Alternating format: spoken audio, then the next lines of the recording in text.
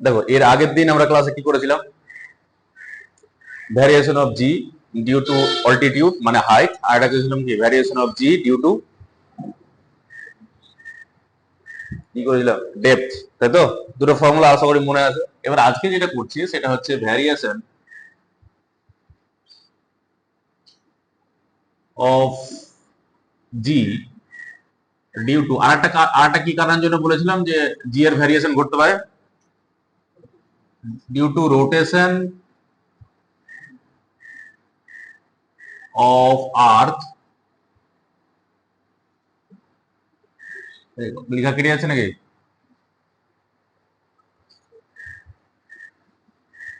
about its own axis, about its own axis।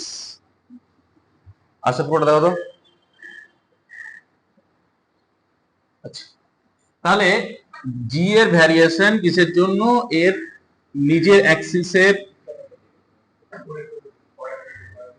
কত অব্দি কেটেছে, রোটেশন পর তুমি নেই, rotation of earth about its own axis,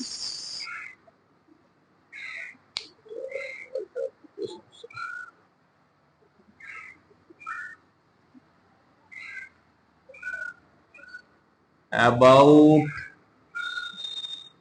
its own axis। এবার যেহেতু আর্থ কি করছে, রোটেট করছে নিজের অ্যাক্সিসের চারিদিকে, তাহলে আমরা জানি সেন্ট্রিফিউগাল ফোর্সের কথা জানি। তারপরে আমরা আর্থের কোথায় আছে, তাহলে ধরো আমি যদি আর্থের ডায়াগ্রাম আঁকি, ধরো এটা হচ্ছে আমাদের আর্থ। এবার এই আর্থ নিজের অ্যাক্সিসের চারিদিকে, এটা হলো তার অ্যাক্সিস, সেই অ্যাক্সিসের চারিদিকে বনবন করে ঘুরছে ওমেগা অ্যাঙ্গুলার ভেলোসিটি নিয়ে। তো আর্থের জন্য যদি আমি অ্যাঙ্গুলার স্পিড বের করতে চাই, তাহলে আর্থের অ্যাঙ্গুলার স্পিড কত হবে বলো দেখি? ওমেগা কত হবে আর্থের ওমেগা? আর্থের জন্য সার্কুলার মোশন চ্যাপ্টারে আমরা পড়লাম ওমেগা কত পড়েছিলাম বলো, তাড়াতাড়ি বলো। 2 পাই বাই টি করেছিলাম। তাহলে 2 পাই মানে আর্থ যদি রোটেট করে তাহলে 2 পাই টি, টি মানে একটা একটা পুরো রোটেশন, তার জন্য যে টাইম পিরিয়ড। তাহলে আর্থকে নিজের অ্যাক্সিসের চারিদিকে পুরো একবার রোটেট করতে কতক্ষণ টাইম লাগে? কতক্ষণ? 24 আওয়ার। তাহলে 24 × 3 600। অন্য কোনো প্ল্যানেটের গল্প যদি করি তাহলে অন্য কোনো প্ল্যানেটের জন্য ওমেগা কিছু একটা হবে।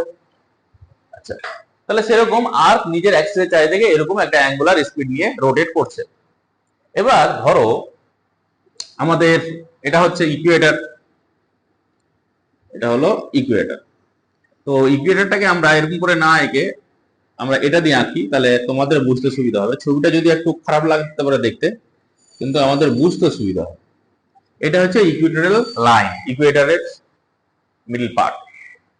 এবার ধরো আমরা কোথায় আছি বলতো? আমরা নর্থ হেমিস্ফিয়ারে আছি না সাউথ হেমিস্ফিয়ারে আছি আর্থের? North hemisphere. এবং আর্থের আমরা কোথায় থাকি? সারফেসে উপরের দিকে থাকি না ভিতরের দিকে থাকি? সারফেসে থাকি। তাহলে আমরা ধরো নর্থ হেমিস্ফিয়ারে আছি মানে উপরের দিকে আছি, ধরো আমরা এখানে আছি, ধরো এটা হচ্ছে আমাদের মালদা, ঠিক আছে? তাহলে এর ল্যাটিটিউড হবে, মালদার একটা ল্যাটিটিউড আছে, তাই না? তাহলে এখান থেকে এটাকে যদি আমি অ্যাড করে দিই, এই যে অ্যাঙ্গেলটা সেটাকে আমরা বলছি ল্যামডা। ল্যামডা কি বলবো তাহলে? বাংলাতে এটাকে আমরা বলেছিলাম অক্ষাংশ, এটাকে ইংরেজিতে কি বলে? জিজ্ঞাসা করেছো কি বলে এটাকে? অ্যাঙ্গেলটা কি বলে? হ্যাঁ, ল্যাটিটিউড বলে, বললাম তো। তাহলে এবার এই জায়গাতে কোন একটা অবজেক্ট আছে, সেটার মাস ধরো এম। তো এবার আমি যদি বলি যে এখানে একটা এম মাসের অবজেক্ট রাখা আছে, তাহলে এবার এখান থেকে এই যে ডিস্টেন্স টুকু সেটাও কত বলো দেখি? পৃথিবী রেডিয়াস, যেটা ক্যাপিটাল আর, তাই না? এবার আর্থ যদি রোটেট করে তাহলে এই অবজেক্টটা রোটেট করছে পৃথিবীর সারফেসের উপরে, কারণ আর্থের সাথে আটকে আছে। তাহলে সে যে সার্কুলার পাথে রোটেট করছে তার রেডিয়াস কি এটা হবে? হবে কি? আমার কথা বুঝতে পারেন? ধরো এরকম হলো, একটা ফুটবল নিলাম, ফুটবলের উপরের দিকে আমি এই মার্কারটাকে ধরলাম আর ফুটবলটাকে ধরে ঘোরাচ্ছি, তাহলে ফুটবলের উপরে যে সার্কেলটা তৈরি হবে সেই সার্কেলটা ওর ইকুয়েটরে যে সার্কেলটা হওয়ার কথা সেটা সমান হবে না ছোট হবে? ছোট হবে। তাহলে এখানে ওইটাই কথা আমি বলতে চাইছি যে যদি এখানে যদি পার্টিকেলটা থাকে তাহলে সে যখন আর্টটা যখন রোটেট করছে তাহলে সে যে সার্কুলার পাথে রোটেট করছে সেটা হচ্ছে এটা, তাই না? তাহলে এবার এইখানে যে পার্টিকেলটা আছে সে একটা সেন্ট্রিফিউগাল ফোর্স ফিল করবে। সেন্ট্রিফিউগাল ফোর্স সবসময় কোন দিকে কাজ করে? যে সার্কুলার পাথে ঘুরছে সে সার্কুলার পাথের বাইরের দিকে, মানে সেন্টার থেকে বাইরের দিকে। সার্কুলার পাথটা কোনটা? এইটা, তো তাহলে এখান থেকে কোন দিকে কাজ করবে? এখানে যদি আমি বলি এর সেন্টার, তাহলে এই যে লাইন, এই লাইন জয়েনিং এর কোন দিকে কাজ করবে? ঠিক বাইরের দিকে, তাই না? যে প্লেনে আর সার্কুলার পাথটা হচ্ছে সে প্লেনের কোন দিকে কাজ করবে? বাইরের দিকে। সেটা কত ফোর্স কাজ করবে? সেন্ট্রিফিউগাল ফোর্সের formula M V square by R, আর একটা ওমেগা দিয়ে পড়েছিলাম, কত? M omega square R. তাহলে এবার যদি আমি বলি সেন্ট্রিফিউগাল ফোর্স এটা কত? M omega square R. আচ্ছা যদি আমি এমটাকে বাদ দিয়ে দিই তাহলে কি পাবো? এম ওমেগা স্কয়ার আর। এটা কি বলবো? Centrifugal acceleration. তাহলে এম দিয়ে আমি বাদ দিয়ে দিচ্ছি, শুধু এম বাদ দিয়ে দিচ্ছি, তাহলে কত হবে? Omega square R. আচ্ছা এবার বলো আমাকে আরটা কোনটা হবে? এই আরটা হবে না যে সার্কুলার পাথে ঘুরছে তার রেডিয়াস হবে? তাহলে এখান থেকে এইটুকু রেডিয়াস যদি আমি বলি স্মল আর, তাহলে কত হবে? ওমেগা স্কয়ার আর। এদিকে কাজ করবে, খুব ভালো কথা। আচ্ছা এবার পৃথিবীকে, এই পার্টিকেলটাকে পৃথিবী কোন দিকে অ্যাট্রাক্ট করছে? হ্যাঁ, ভিতর থেকে মানে কোন দিকে? সবসময় কোন দিক বরাবর কাজ করে? সেন্টার বরাবর টানবে। তাহলে এই পার্টিকেলটাকে আর্থ টানছে এই লাইন এই লাইন বরাবর, আর সেন্ট্রিফিউগাল ফোর্স কাজ করছে এইদিকে। তাহলে আমাদের করতে হবে কি, যদি আমরা ঠিকঠাক করে ক্যালকুলেশন করতে চাই তাহলে ভেক্টর কম্পোনেন্ট নিতে হবে। ভেক্টর কম্পোনেন্ট যদি আমি নিতে যাই তাহলে এই লাইনের একটা কম্পোনেন্ট হবে আর এই লাইনের পারপেন্ডিকুলার ডাইরেকশনে একটা কম্পোনেন্ট হবে এটা, তাই তো? এবার আমাকে বলো যদি এটা ল্যামডা হয় তাহলে এই অ্যাঙ্গেলটা কত হবে? ল্যামডাই হবে। তো এটা যদি ওমেগা স্কয়ার আর হয় তাহলে এটা কত হবে? ওমেগা স্কয়ার আর, তারপরে কত? থিটা, cos থিটা তো না, ল্যামডা আছে, তাহলে কি হবে? cos lambda. ঠিক আছে? আচ্ছা ওটা আসছে নাকি না? আচ্ছা আর এটা কত হবে? সাইন কম্পোনেন্ট হবে, আমাদের দরকার নেই, ওটা আমরা করছি না। তাহলে নেট ফোর্স কত হবে? নিচের এই ভিতরের দিকে কত কাজ করছে? তাহলে জি। ভিতরের দিকে কত কাজ করছে? জি, তাই না? Acceleration due to gravity. বাইরের দিকে কত কাজ করছে? Omega square r cos lambda. তাহলে নেট অ্যাক্সেলারেশন যদি পার্টিকেলটার কথা বলি সেটা কত তাহলে কাজ করছে পার্টিকেলটার উপরে? জি থেকে ওটা বাদ দিয়ে দেবো। তাহলে যেটা এখন ওইখানে যেটা আমি লিখবো এখন ওটা তাহলে আমরা ফিল করব এখন। তাহলে মালদাতে যেটা ফিল করছি সেরকম তো এটা ফিল করছি না, আর তো আর বসে না, আর তো রোটেট করছে। তাহলে আর আমরা যেটা ফিল করছি সেটা এই যে omega square r cos lambda ওটা বাদ দিয়ে যেটা বেঁচে থাকছে সেটা আমরা ফিল করছি। তাহলে সেটাকে আমরা যদি জি ড্যাশ বলি তাহলে জি ড্যাশ ইকুয়ালস টু, তাহলে কত হবে? জি minus omega square r cos lambda, তাই তো? এবার কথা হলো যে এই আর এর সাথে এই ক্যাপিটাল এর একটা রিলেশন হবে, দেখো করতে পারছি কিনা। হয়ে যাবে? কি রিলেশন হবে বলো দেখি। আচ্ছা এটা যদি ল্যামডা হয় তাহলে এটাও ল্যামডা হবে, তাই না? তাহলে এই যে ট্রায়াঙ্গেলটা একটু লক্ষ্য করো, আমি পেন দিক দিয়ে ঘোরাচ্ছি, এই এবং এই যে ট্রায়াঙ্গেলটা আছে এই ট্রায়াঙ্গেলের এটা হলো হাইপোটেনিয়াস অতিভুজ, এটা হলো কি ভূমি, তাই না? তাহলে অ্যাকচুয়ালি কি হবে তাহলে বলো দেখি? R by capital R is equal to কত হবে? cos lambda. তাহলে এই আর সমান কত পেয়ে যাচ্ছি? R cos lambda. তাহলে আরেক জায়গাতে ওই ভ্যালুটা এখানে পুট করে দেবো আমরা। তাহলে G dash is equal to G minus omega square, R এর জায়গাতে হচ্ছে আর কস ল্যামডা, আর অলরেডি একটা কস ল্যামডা ছিল, তাহলে কত পেয়ে গেলাম জি মাইনাস ওমেগা স্কোয়ার আর কস স্কোয়ার ল্যামডা। এটা হলো জি ড্যাশ ইকুয়ালস। এটা হচ্ছে অ্যাক্সেলারেশন ডিউ টু গ্র্যাভিটি। এই জি ড্যাশটা কি? Acceleration due to gravity minus যে সেন্ট্রিফিউগাল অ্যাক্সেলারেশন আছে সেটা, সেটা কিন্তু বাদ দিয়ে যেটা পাচ্ছি সেটা হচ্ছে এটা। এবার তোমরা বলো যে এই যে ল্যাটিটিউড, সেই ল্যাটিটিউডের ভ্যালু ভ্যারি করবে বিভিন্ন রকম পজিশনে। ইকুয়েটরের ল্যাটিটিউডের ভ্যালু কত? ইকুয়েটরে যদি আমি নেমে চলে আসি নিরক্ষীয় অঞ্চলে, তাহলে ল্যাটিটিউডের ভ্যালু কত হবে? 0। তাহলে যদি 0 পুট করি তাহলে এখানে এসো, cos 0 এর ভ্যালু কত হয়? সবচেয়ে বড় হয় না ছোট হয়? cos 0 এর ভ্যালু কত? 1, মানে cos 0 এর ভ্যালু সবচেয়ে বড়, তাহলে cos 0 এর ভ্যালু হচ্ছে 1। তাহলে এখানে যদি 1 পুট করি তাহলে সব এখান থেকে কত হবে? g minus omega square R, তাহলে সবচেয়ে বড় নাম্বার বিয়োগ হবে। আর যদি আমি একদম এতে চলে যাই, পোলে চলে যাই, এই পোলে বা এই পোলে, নর্থ পোল বা সাউথ পোলে যদি চলে যায়, তাহলে ল্যামডার ভ্যালু কত হয়ে যাবে? 90 ডিগ্রি। 90 ডিগ্রি হয়ে গেলে cos 90 এর ভ্যালু কত হয়? cos 90 এর ভ্যালু কত? cos 90, ওই ভ্যালু মুখস্থ করবে, সবগুলো ভ্যালু মুখস্থ করবে, কালকের পদের যেন আমি মুখস্থ পাই। cos 90 ভ্যালু কত হয়? 0। তাহলে এখানে কত হবে? 0। তাহলে যদি 0 পুট করে দেন এটা পুরো 0 হয়ে যাবে, তাহলে কি হবে? জি ড্যাশ আর জি কি হয়ে যাবে? সেম হয়ে যাবে। তাহলে যদি আমাকে অ্যাক্সেলারেশন ডিউ টু গ্র্যাভিটির অ্যাকচুয়াল ভ্যালু অনুভব করতে হয় তাহলে কোথায় যেতে হবে? পোলে। আর সবচেয়ে কম ভ্যালু যদি ফিল করতে হয় তাহলে কোথায় যেতে হবে? ইকুয়েটরে। তাহলে G dash will B maximum এট, কোথায় হবে তাহলে?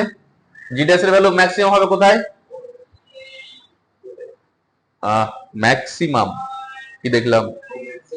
পোলে হবে, এট পোলস, যেখানে কি হবে? হোয়ার ল্যামডা ইকুয়ালস টু 90 ডিগ্রি। ঠিক আছে? আর এই ম্যাক্সিমাম ভ্যালুটা কত হবে? জি ড্যাশ, মানে জি ড্যাশ এর ম্যাক্সিমাম ভ্যালু সেটা কত হবে? জি ম্যাক্স, সেটার ভ্যালু কত হবে? জি এর সাথে কি হয়ে যাবে? সেম হয়ে যাবে। এটা একটা পয়েন্ট গেল। 2 নম্বর পয়েন্ট যেটা, যে জি ড্যাশ এর গল্প এটা গেল, তাহলে G dash will be minimum, G dash will be minimum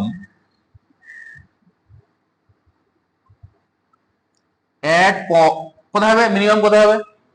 Ecuador, at Ecuador,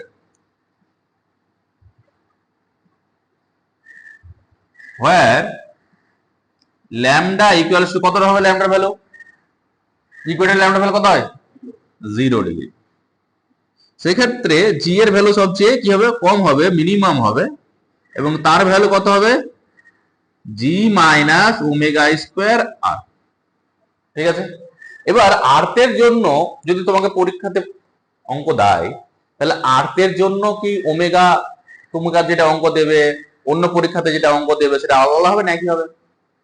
একই হবে। তোমাকে ওমেগার ভ্যালু বের করতে হবে, তার স্কোয়ার করতে হবে, ইনটু আর পুট করতে হবে, তাহলে তোমার অবস্থা খারাপ হয়ে যাবে, কারণ ক্যালকুলেটর তো তোমাকে দেবে না। তা আমরা করবো কি, যদি আর্থের জন্য ক্যালকুলেশন আমাকে করতে দেয়, সাধারণত আর্থের জন্যই দেয় আমাদের, তাহলে এটার ভ্যালু মুখস্থ রেখে দেবো। তো ফর আর্থ, এটা লিখে নাও নোট আকারে, for earth omega square R এর ভ্যালু হয় 0.03, এটা নোট আকারে লিখে রেখে দাও। তো যদি পরীক্ষাটা দেয় তাহলে আমরা এটা সবসময় মনে রেখে দেবো।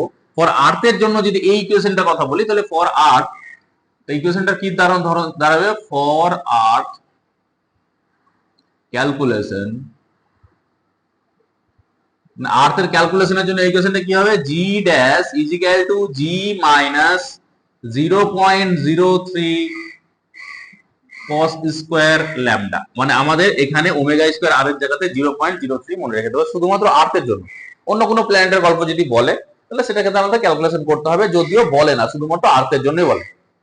হয়েছে? এবার তোমরা আমাকে বলো যে যদি এরকম হয় যে আর্থ মনে করলো যে আমার পৃষ্ঠে যেগুলো বসে আছে তাদেরকে আমি কাউকে রাখবো না, ছিটকে বাইরে বের করে দেবো, কি করে করা সম্ভব? তাহলে এর আর্থ কি করবে? স্পিড, ওর অ্যাঙ্গুলার যে স্পিড সে কি করবে? সেটাকে বাড়াতে শুরু করবে। এর আমার কোশ্চিন হলো, আচ্ছা যদি ছিট অ্যাঙ্গুলার স্পিড বাড়াতে থাকে তাহলে সব থেকে প্রথম কোন অঞ্চলের এগুলো বাইরে ছিটকে বলা হবে? কোথার বাইরে? ইকুয়েটারে, কেন ইকুয়েটারে সবচেয়ে বড় নাম্বার বিয়োগ হচ্ছে, তাই তো? তাহলে ইকুয়েটারে প্রথমে বেরোবে, তারপরে ইকুয়েটারের উপরের দিকে আস্তে আস্তে, তারপর ইকুয়েটার এদিকেও আস্তে আস্তে সব উড়ে উড়ে আস্তে আস্তে পালাবে। এবার কোশ্চিন হলো, পরীক্ষাতে যদি কোশ্চিন দেয় সাধারণত সেটা বলে যে calculate the angular speed for which a person feel weightness at equator. মানে কোন একটা পারসন নিজেকে ওয়েটলেস ফিল করবে ইকুয়েটারে অ্যাঙ্গুলার স্পিডের ভ্যালু কত হলে, মানে এখন ওমেগা যেটা আছে সেটার তুলনায় কত গুণ বেড়ে গেলে সে কি করবে, নিজেকে ওয়েটলেস ফিল করবে। এবং প্রবলেমটা বুঝতে পেরেছো, নোটসে আছে অলরেডি। তো এবারে প্রবলেমটা আমরা ক্যালকুলেশন করবো। এটুকু হয়েছে তো কেন?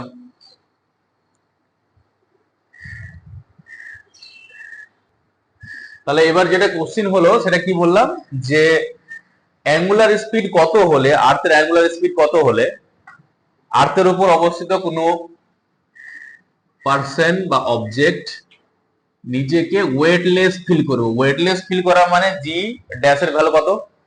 0। কোথায়? At equator. তাহলে lambda is equal to 0 degree. তাহলে ওমেগার ভ্যালু কত হলে এটা হবে, তাই তো? তাহলে এটা যদি আমি ক্যালকুলেশন করি তাহলে কত হবে? জি ড্যাশ, আমরা কি জানি জি ড্যাশ ইজ ইকুয়াল টু কত ছিল? জি মাইনাস ওমেগা স্কয়ার আর তারপরে cos square lambda, cos ল্যামডাটা cos square lambda ছিল। তাহলে ভ্যালু গুলো পুট করো, তাহলে জি ড্যাশ এর জায়গাতে কত পুট করব? 0 is equal to G minus omega square r cos 0 এর ভ্যালু কত হবে? 1। তাহলে 1 তাহলে স্কয়ার লেখা দরকার নেই। তাহলে omega square is equal two কত? জি বাই আর, তাই তো? এবার এখান থেকে ওমেগা ধরো ভ্যালু আমি ক্যালকুলেশন করতে পারি, করতে পারবো না? পারবো না? পারবো।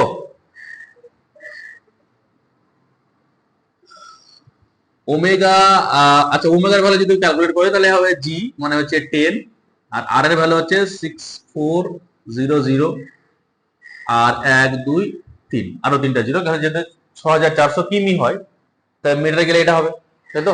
এটা হচ্ছে এখনকার ওমেগা, মানে যে স্পিডে ঘুরবে। আর পৃথিবী যে অ্যাঙ্গুলার স্পিড নিয়ে এখন ঘুরছে বর্তমানে, সেটা কত হবে? সেটা কত?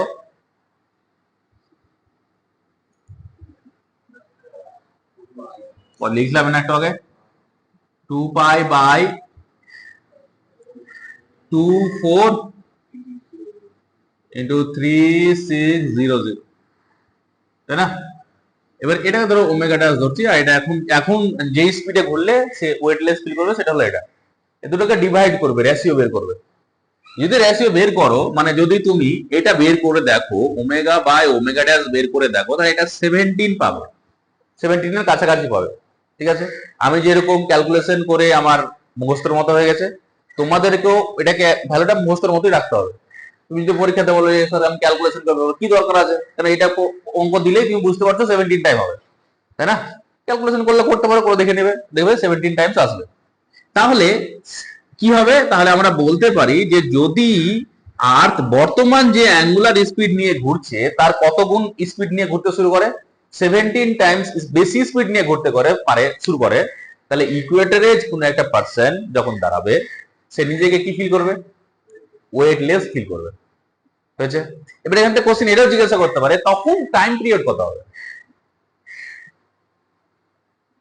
বলো দেখি, টাইম পিরিয়ড তখন কত হবে? এখন টাইম পিরিয়ড কত? 24 আওয়ার।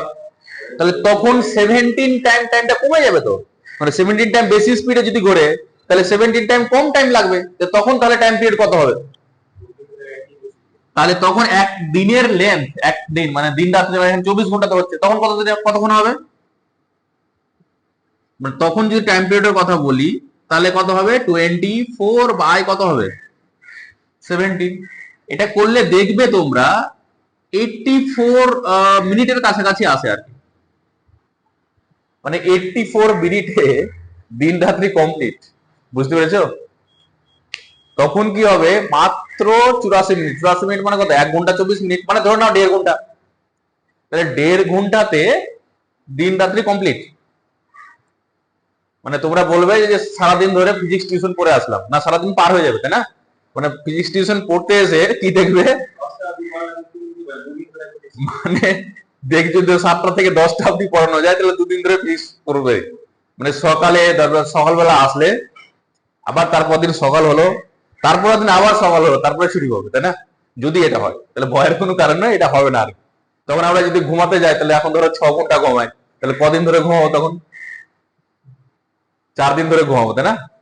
4 দিন ধরে ঘুমিয়ে আছি, দিন হয়েছে রাত হয়েছে, দিন হয়েছে রাত হয়েছে, এরকম 4 দিন ধরে আমরা ঘুমাবো। তাহলে সে তখন টাইম পিরিয়ড এটা হবে, এটা মনে রেখে দিবে আর কি, হয়েছে? যে টাইম পিরিয়ড তখন কত হবে আর অ্যাঙ্গুলার স্পিড তখন কত হবে, এই দুটো মনে রেখে দেবে। পরীক্ষাতে যদি কোশ্চেন দেয়, ক্যালকুলেশন করার কোনো যেন দরকার না পড়ে, যেন এর ভ্যালু কোশ্চেন দিলে এরকম যদি অপশন থাকে তাহলে সরাসরি করে দিতে পারো। ক্যালকুলেশন করলে কিন্তু ডাক্তার আর হবে না, কম্পাউন্ডার হবে, সে কথা বলছি। কারণ এগুলো যারা ভ্যালু মনে রাখে, পরীক্ষাতে দিয়েছে সরাসরি করে দেবে, কি দরকার আছে ক্যালকুলেশন করে, হয়েছে? এবার বাকি এখান থেকে যে রিলেটেড অঙ্কগুলো আছে সেগুলো দেখে নেবে, নোটস থেকে আমি বলে দেবো, নোটস থেকে দেখে নেবে, তাহলে এটা হয়ে যাবে, হয়েছে? তাহলে আমাদের কি হলো, জি এর ভ্যারিয়েশন কি কি কারণের জন্য হচ্ছে? এক হচ্ছে হাইট এর জন্য, মানে অল্টিটিউডের জন্য, একটা হচ্ছে ডেপথের জন্য, একটা হচ্ছে রোটেশন অফ দা আর্থ, তার জন্য, হয়েছে? তিনটা সিচুয়েশন আমাদের গেল। এবারে আমরা যেটা করব সেটা হচ্ছে, আচ্ছা এবার আমরা যেটা করব সেটা হচ্ছে কি, সেটা হচ্ছে ইন্টেন্সিটি ডিউ টু গ্র্যাভিটি বা গ্র্যাভিটেশনাল ইন্টেন্সিটি বলতে পারি।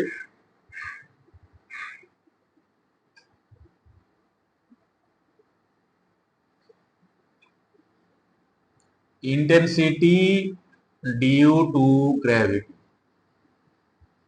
বা গ্র্যাভিটেশনাল ফিল্ড ইন্টেন্সিটি, এটা বলতে পারি। এটাকে গ্র্যাভিটেশনাল ফিল্ড ইন্টেন্সিটি, এটাকে আমরা অর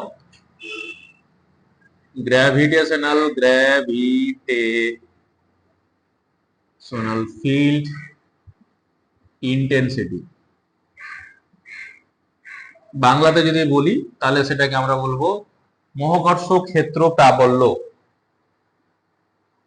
এবার প্রথম এটার যেহেতু কনসেপ্ট আমাদের খুব দরকার, কারণ ক্লাস 12 গিয়ে আমরা আবার এটা সেম জিনিসই করবো, সেটা হচ্ছে ইলেকট্রিক ফিল্ড ইন্টেন্সিটি আবার পড়বো। তো এখন যদি আমাদের এই কনসেপ্টটা ক্লিয়ার না করি তাহলে কিন্তু সমস্যা হবে। তাহলে এমনি নর্মালি তোমাদের ফিল্ড মানে কি বুঝো,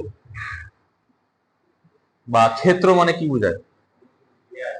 কোনো কিছু ঘিরে আছে। তাহলে যদি আমি বলি যে গ্র্যাভিটেশনাল ফিল্ড, তাহলে আমরা বলতে পারি কোন একটা মাস আছে, সে মাস যে এরিয়া জুড়ে তার অধিপত্য বিস্তার করে আছে সোজা কথা। অধিপত্য মানে কি বলতে পারি, যে ধরো এখানে একটা মাস আছে, সে মাসটা যে এখানে আছে সেটা নিশ্চয় কিছু একটা তার চারিদিকে ছড়িয়ে রেখেছে, যাতে করে অন্য মাস যদি ওর ফিল্ডে ঢোকে তাহলে যেন বুঝতে পারে যে আমি অন্য জনের ফিল্ডে ঢুকেছি। মানে কিরকম, ধরো এই রুমের মধ্যে একটা মাস আছে, এখন একটা মাস রেখেছি, যদিও সব মাসই সবই তো অবজেক্টে মাস আছে। তো এক্সাম্পল স্বরূপ মনে করলাম যে এখানে একটা লোহার বল রাখলাম। এবার একটা যদি এরকম হতো, ওই যে বম ডিটেক্টর মেশিন গুলো হয় না, তো ওগুলো দিয়ে যদি বমের কাছাকাছি যায় তাহলে কি করে ও সিগন্যাল পেয়ে যায়? ও কি করে সিগন্যাল পেলে বলো দেখি যে এখানে বম আছে? বম ডিটেক্টর মেশিন গুলো যখন কাছাকাছি নিয়ে স্ক্যান করতে করতে নিয়ে যায় তখন হ্যাঁ, হ্যাঁ তাহলে রেডিয়েশন ছাড়ছে, সে রেডিয়েশনটা ও ক্যাচ করছে যে হ্যাঁ তাহলে এখানে বম আছে। মানে কিছু একটা ছাড়ছে বলে তো সে ক্যাচ করতে পারছে, ভালো করে বুঝবে ব্যাপারটা। তাহলে এবার আমাকে বলো যে যদি এরকম হয় যে ওই বম ডিটেক্টর মেশিনটাকে যত কাছে নিয়ে যাব বমের, তত কি হবে? রেডিয়েশন ইন্টেন্সিটিটা সে বেশি পাবে এবং সে বেশি করে সিগন্যাল দিতে শুরু করবে যে না খুব কাছাকাছি চলে আসো, আর কাছাকাছি চলে আসো, তাই না? এই যে যে প্রপার্টিটা বাড়ছে তার কাছে, সেটারই নাম হচ্ছে ইন্টেন্সিটি। তাহলে ওখানে কি বলবো, রেডিয়েশন ইন্টেন্সিটি আস্তে আস্তে কি হচ্ছে, বাড়ছে। এবার ওই ব্যাপারটা এখানে বোঝার চেষ্টা করো, যে রুমের ভিতরে একটা ধরো মাস রাখা আছে, বাইরে থেকে অন্য একটা মাসকে আস্তে আস্তে নিয়ে আসছে।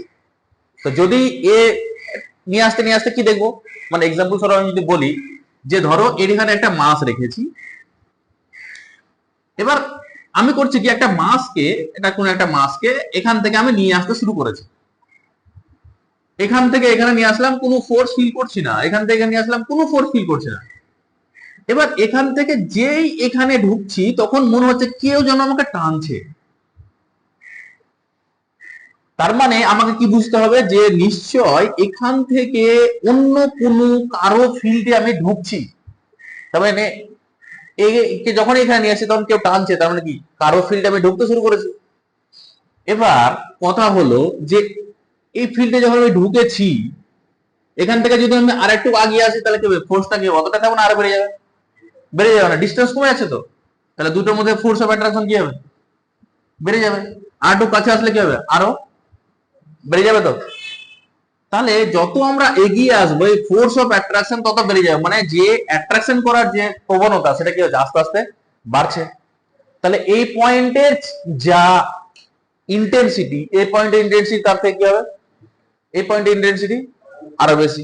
তাহলে ফিল্ড মানে কি, এবার যদি আমি বলি যে এখান থেকে এত দূর অব্দি আছে, তাহলে এদিকে ওখান থেকে অত দূর অব্দি হবে, এদিকে অত দূর হবে, এদিকে অত, চারদিকে অত দূর হবে।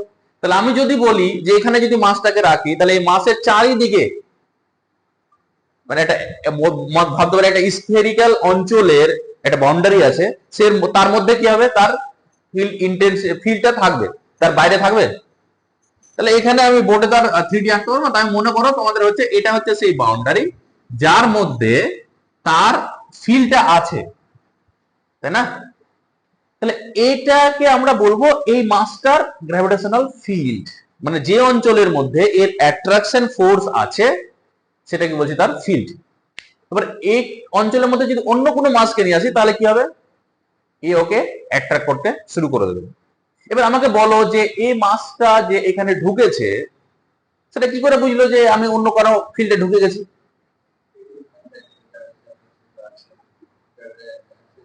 তাই নিশ্চয় যেরকম আমরা বম ডিটেক্টর মেশিন কি করছিল, ডিটেক্ট করছিল, কিছু একটা পাচ্ছিল বলতে ডিটেক্ট করতে পারছে, তাই না? তাহলে এখানে নিশ্চয় এই মাসটা কিছু একটা পাচ্ছে। সে কিছু একটাটা কি, সেটা আমাদের শরীরে কোনো ইনস্ট্রুমেন্ট নেই, আমাদের শরীরে কোনো সেরকম যন্ত্র নেই যে যেটাকে আমরা দেখতে পারবো, ফিল করতে পারবো। কিন্তু আমরা মনে করতে পারি যদি এরকম হতো, আমাদের শরীরে যদি সেরকম ধরনের ইনস্ট্রুমেন্ট বসানো থাকতো, তাহলে আমরা দেখতে পেতাম যে এখান থেকে এখানে কিছু একটা এসছে। ওই কিছুটাকে বলা হয় কাল্পনিক, যদিও এটা বাস্তবে তো কোনো অস্তিত্ব এরকম ভাবে পাওয়া যায়। এটা বোঝানোর জন্য সেটাকে বলা হয় গ্র্যাভিটেশনাল লাইন অফ ফোর্স। যেরকম মহাকর্ষ যখন আমরা পড়বো, ইলেকট্রিক ফিল্ড পড়বো, তখন বলবো ইলেকট্রিক লাইন অফ ফোর্স। যখন ম্যাগনেটিক ফিল্ড পড়বো তখন বলবো ম্যাগনেটিক লাইন অফ ফোর্স। এসছে এখানে বলেই তো তাকে অ্যাট্রাক্ট করছে। অ্যাট্রাক্ট কি করে করবে, আমি যদি একটা অবজেক্ট দূরে থাকে, সেই অবজেক্টটা আমি কি করে টানবো, দড়ি দিয়ে বাঁধবো, তারপরে টানতে পারবো, দূর থেকে টানতে পারবো? তো নিশ্চয় একে এ টানছে, তার মানে কি নিশ্চয় এখান থেকে এখানে কিছু সুতোর মতো কোনো জিনিস গিয়েছে, যে অবজেক্ট যে সুতোটার সাহায্যে সে একে টেনে টেনে কাছে নিয়ে আসছে। তাহলে ওই সুতোগুলোকে আমরা অ্যাকচুয়ালি কাল্পনিক কিছু আমরা কল্পনা করছি আর কি, সেগুলোকে আমরা কি বলছি, গ্র্যাভিটেশনাল লাইন অফ ফোর্স। এবার এই যে অঞ্চল জুড়ে এর অ্যাট্রাকশন ফোর্স আছে সেটাকে বলছি এর গ্র্যাভিটেশনাল ফিল্ড। এবং এই গ্র্যাভিটেশনাল ফিল্ডের মধ্যে প্রত্যেকটা পয়েন্টের অ্যাট্রাকশন করার ক্যাপাবিলিটি একই না আলাদা আলাদা? আলাদা আলাদা। তাহলে প্রত্যেকটা পয়েন্টের কোন ফিজিক্যাল প্রপার্টি যেটা আলাদা, যেটাকে আলাদা বলছি, যেটাকে আমরা অ্যাট্রাকশন করার প্রবাবিলিটি বলছি, সেটাকে আমরা কি বলছি, ইন্টেন্সিটি। তো তাহলে এই পয়েন্টের ইন্টেন্সিটি আলাদা, এই পয়েন্টের আলাদা, এই পয়েন্টের আলাদা। তাহলে যে যে যে কি বলছে তোমার ফিজিক্যাল কোয়ান্টিটির সাহায্যে এটাকে মেজার করছে সেটার নামই হচ্ছে গ্র্যাভিটেশনাল ফিল্ড ইন্টেন্সিটি। তা গ্র্যাভিটেশনাল ফিল্ড ইন্টেন্সিটি হচ্ছে কি, গ্র্যাভিটির মধ্যে, গ্র্যাভিটেশনাল ফিল্ডের মধ্যে কোনো একটা পয়েন্টে যদি একটা অবজেক্টকে রেখে দিই, সেই অবজেক্টটাকে, যে অবজেক্টটা ওই ফিল্ডটা তৈরি করেছে, সে ফিল্ডটা সেই যে অবজেক্টটা ওই ফিল্ডটা তৈরি করেছে, সেই অবজেক্টটা ওই অবজেক্টটাকে কত ফোর্সে টানছে সেটা, বুঝতে পারলে? তাহলে যত কাছে আসবো তত গ্র্যাভিটেশনাল ফিল্ড ইন্টেন্সিটি বাড়বে, আর দূরে গেলে কি হবে, কমবে। অ্যাকচুয়ালি এটাকে ধরা হয় ইনফাইনাইট ডিস্টেন্স পর্যন্ত আছে। কারণটা হচ্ছে কি, যে যখন আমরা ফর্মুলা পড়েছিলাম, এ ফিজিক্যালে কত পড়েছিলাম বলতে কি, জি যদি এটার মাস আমি, এটার মাস যদি আমি ক্যাপিটাল এম বলি, এটার মাস যদি আমি স্মল এম বলি, তাহলে জি ক্যাপিটাল এম স্মল এম বা আর ইউ স্কয়ার। এবার আমাকে বলো যে এই এফ এর ভ্যালু 0 হওয়া সম্ভব কখন, যদি আর এর ভ্যালু কি হয়, ইনফাইনাইট হয়, তাই না? তো অ্যাকচুয়ালি থিওরিটিক্যালি ধরা হয় ইনফাইনাইট ডিসটেন্স পর্যন্ত আছে। তো আমি বুঝার সুবিধাতে, এখন তো ইনফাইনাইট পর্যন্ত তোমাদের বাউন্ডারি আমি দেখাতে পারবো না, বুঝার সুবিধাতে বললাম যে এই অবধি ধরো আছে বাউন্ডারিটা। আচ্ছা, এবার তাহলে আমাকে বলো যে যদি, এবার ভালো ভালো ভালো করে বুঝো, বোর্ডের দিকে তাকাও। আমি ধরো এই অবজেক্টটাকে এখানে নিয়ে এসেছি, যেটা কিনা এখান থেকে এর ডিস্টেন্স হচ্ছে আর, এর মাস হচ্ছে স্মল এম। তাহলে এই দুটোর মধ্যে ফোর্স অফ অ্যাট্রাকশন, তাহলে নিউটনস ফর্মুলা থেকে বের যদি করি তাহলে এটা, তাই তো? আচ্ছা, এবার আমি যখন বলছি যে এই পয়েন্টের ফিল্ড ইন্টেন্সিটি, আমি বললাম ই, কি বললাম? ফিল্ড ইন্টেন্সিটির ভ্যালু কত? ই। তাহলে ফিল্ড ইন্টেন্সিটির ভ্যালু যদি ই হয়, আচ্ছা আমাকে বলো যে এখানে ফিল্ড ইন্টেন্সিটি কত হবে, সেটা কি যে মাসটাকে নিয়ে আসি তার উপর ডিপেন্ড করবে? কার উপর ডিপেন্ড করবে? কতটা দূরে নিয়ে আসছি আর একটা কার উপর ডিপেন্ড করতে পারে? এ মাসটার উপর ডিপেন্ড করবে না, করবে না? এটা মাসের উপর ডিপেন্ড করবে, কারণ এ তো ফিল্ড তৈরি করেছে। তাহলে এটাকে বলা হয় সোর্স মাস, আর যেটাকে আমি নিয়ে আসি সেটাকে বলা হয় টেস্ট মাস। যখন আমরা এতে পড়বো, এই তোমার ইলেকট্রিক ফিল্ড পড়বো, তখন আমরা বলবো সোর্স চার্জ আর টেস্ট চার্জ একই রকম জিনিস, দুটো একই রকম জিনিস, ওই জন্য আমি ধরে পড়াচ্ছি এটা হলো। তাহলে এর টেস্ট চার্জ এর উপরে কি গ্র্যাভিটেশনাল ফিল্ড ইন্টেন্সিটি ডিপেন্ড করবে? করা উচিত? করবে না। কার উপর ডিপেন্ড করবে? সোর্স মাসের উপর ডিপেন্ড করবে। সোর্স মাস যত বেশি হবে, ফিল্ড ইন্টেন্সিটিও কি হবে? তত বেশি হবে, স্ট্রং হবে। তাহলে আমি এমন একটা কোয়ান্টিটি লিখতে চাইছি যেখানে এই স্মল এমটা থাকবে না। তাহলে সেটা এই ফর্মুলাতে, সেটাকে কিভাবে লিখলে ওটা হবে? আমি যদি কি করি, চালাকি করে এর মাস যদি 1 করে দিই, তাহলে দেখো এই দুটোর মধ্যে ফোর্স অফ অ্যাট্রাকশন যেটা, সেটা কত হবে? G m into 1/r²। তার মানে এর মাস কত ধরলাম? 1। 1 ধরার ফলে কি হলো, আমি Newton's law of gravity apply করলাম, ঠিক আছে, কিন্তু এর ইফেক্ট কি, যেটাকে আমি বের করলাম তারপরে পড়ছে আর? কেন, ওর মান কত ধরে নিয়েছি? 1। তাহলে কোনো সংখ্যার সাথে যদি 1 মাল্টিপ্লাই করে দিই তাহলে সংখ্যাটার ভ্যালু চেঞ্জ হবে না। ওই জন্য চালাকি করে যখন ফিল্ড ইন্টেন্সিটি আমরা বের করতে চাই, তাহলে যেটা টেস্ট মাস আছে তার ভ্যালু কত ধরি? 1 ধরে নিই। তাহলে ইউনিট মাসের কোন একটা অবজেক্ট কে গ্র্যাভিটেশনাল ফিল্ডের মধ্যে যদি রাখি, তাহলে সে যে পরিমাণ ফোর্স ফিল করবে সেটাকে বলছি আমরা ফিল্ড ইন্টেন্সিটি। তাহলে ই সমান কি বলা উচিত? Field intensity, field intensity E equals to কত হবে? G capital M by r square. এটা হতে কি হলো, মজার জিনিস কি হলো, যে এমটা তো আমাকে ধরতে হচ্ছে না, তাহলে তার উপরে ডিপেন্ড করছে না। আরো একটা মজার জিনিস দেখো, ফিল্ড ইন্টেন্সিটি যদি এটা হয়, তাহলে ফোর্স বের করার সময় ইউনিট মাসের উপরে যদি ফোর্স এটা হয়, তাহলে 2 কেজি মাসের উপরে ফোর্স কি কত হবে? ইন্টু 2 করে দেবো। হাফ কেজির উপরে কত হবে? ইন্টু হাফ করবো। তাহলে মজার বিষয় হলো কি, যখন ইউনিট মাসের জন্য ক্যালকুলেশন করে নিয়েছি, তাহলে অন্য কোনো মাসের জন্য বের করতে গেলে, ফোর্স বের করতে কিছুই কোনো ঝামেলাই না, ফিল্ড ইন্টেন্সিটির সাথে কি মাল্টিপ্লাই করে দেবো? তার মাসটা মাল্টিপ্লাই করে দেবো, টেস্ট মাসটা মাল্টিপ্লাই করে দেবো। তাহলে এফ ইকুয়ালস টু কি, এখন কি লিখতে পারি দেখো, এইটুকু, এইটুকুই মানে ফিল্ড ইন্টেন্সিটি। তাহলে কি লিখবো? এফ ইজিক্যাল টু ই ইন্টু কি হবে? টেস্ট মাস, তাই না? আচ্ছা, আবার আমাকে বলো যে যদি একটা অবজেক্টকে কোথাও একটা রাখি, তাই না, তাহলে সে অবজেক্টটা যে ফোর্স ফিল করে সেটার ভ্যালু কত পড়েছিলাম আমরা গ্র্যাভিটির ক্ষেত্রে? এটা পড়েছিলাম না? অ্যাকচুয়ালি এমজি লিখি, তাহলে জিএম করে লিখলাম, পড়েছিলাম তো না? পড়িনি? তাহলে আমাকে বলো যে মানে ব্যাপারটা হচ্ছে এরকম, যে যদি আমি আর্থ সারফেসের উপরে এই জায়গাটার কথা আমি বলি, তাহলে এখানে ই লিখলে তো আমরা এটাই লিখবো ফর্মুলা, তাই না? এখানকার ই যদি আমি বের করতে, এখানকার ই যদি আমার জানা থাকে, ফোর্স কত কাজ করবে এখানে? ই ইন্টু এম। আবার অবজেক্টের উপরে যে গ্র্যাভিটেশনাল ফিল্ড, গ্র্যাভিটেশনাল ফোর্স কাজ করবে, সেটা আমরা অলরেডি জানি, জিএম। তাহলে অ্যাকচুয়ালি কি বুঝতে পারছি, যে এই ই আর জি আলাদা জিনিস না একই জিনিস? একই জিনিস। তাহলে অ্যাক্সেলারেশন ডিউ টু গ্র্যাভিটি আর ফিল্ড ইন্টেন্সিটি একই জিনিস। তাহলে অ্যাক্সেলারেশন ডিউ টু গ্র্যাভিটির জন্য যে ক্যালকুলেশন গুলো করেছিলাম বা যে গ্রাফটা করেছিলাম, সেই গ্রাফটা কার জন্য অ্যাপ্লিকেবল? গ্র্যাভিটেশনাল ফিল্ড ইন্টেন্সিটির জন্য অ্যাপ্লিকেবল। আচ্ছা, ইউনিট কি হবে? জি এর ইউনিট কি জানি আমরা? অ্যাক্সেলারেশন ইউনিট এটা। এর ইউনিট কি? জি এর ইউনিট কি? Metre per second square. তাহলে ই এর ইউনিট কি হবে? তাহলে গ্র্যাভিটেশনাল, আমি তাহলে একটা জিনিস শিখলাম আর আর কি, যে গ্র্যাভিটেশনাল ফিল্ড ইন্টেন্সিটি আমি ধরে নিতে পারি, প্রায় ধরে সব জায়গাতে যদিও না, কিছু কিছু ক্ষেত্রে ধরে নিতে পারি, বা বেশিরভাগ ক্ষেত্রে ধরে নিতে পারি যে এটা কার সাথে সমান হবে, acceleration due to gravity. Gravity. আর এটা হওয়াতে সুবিধা কি হলো আমাদের, যে ইউনিট ডাইমেনশন সব কি হবে, সমান হয়ে যাবে। তাহলে আমি যদি বলি ইউনিট অফ ফিল্ড ইন্টেন্সিটি, তাহলে কত হবে, ইউনিট কি হবে বলো দেখি, মিটার পার সেকেন্ড স্কোয়ার। এটা এসআই সিজিএসে আমরা বের করতে পারি gram per second square, per second square, metre second minus 2। আর যদি ডাইমেনশনের কথা বলি,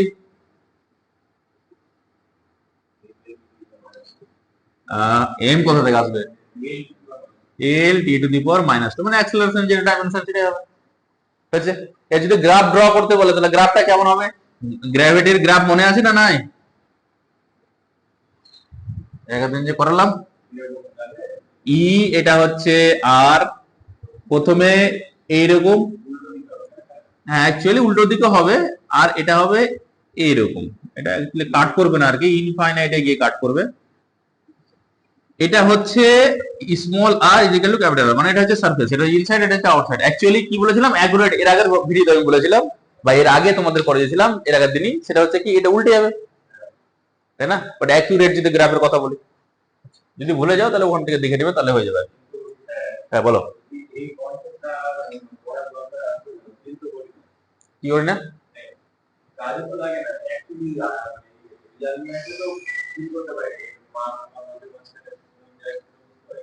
না আমরা ফিল করতে পারছি না, কারণ হচ্ছে আমাদের মাস খুব কম, কিন্তু আমরা ফিল করছি, কোথায় ফিল করছি, আমরা গ্র্যাভিটি ফিল করছি না,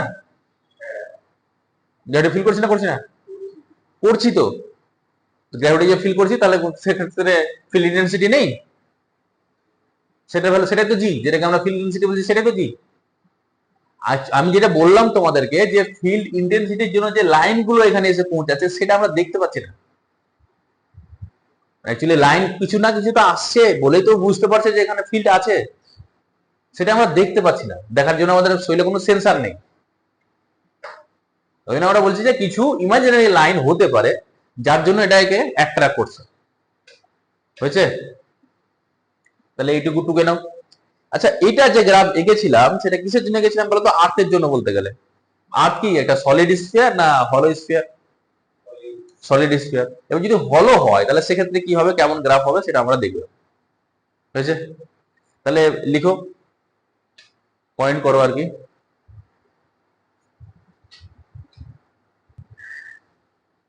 তাহলে আমরা এটা করছি না আর কি, কি বলছে তোমার field intensity due to solid স্ফিয়ারের জন্য যে গ্রাফ, সেটা আমি যেটা বললাম সেটাই হবে।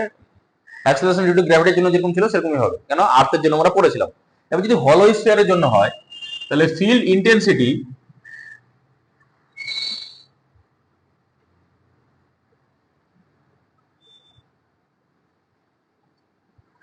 ডিউ টু হলো স্ফিয়ার,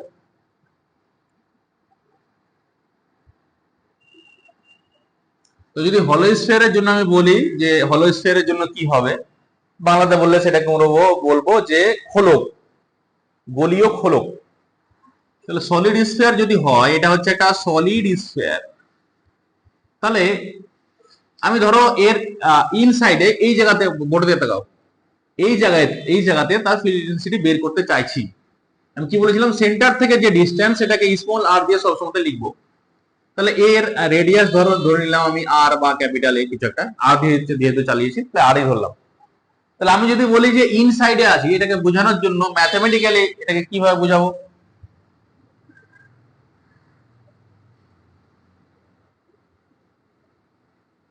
ইনসাইড বোঝানোর জন্য আমরা এটা লিখলে হবে না, এটা লিখা মানে তো ভিতরে, তাই তো?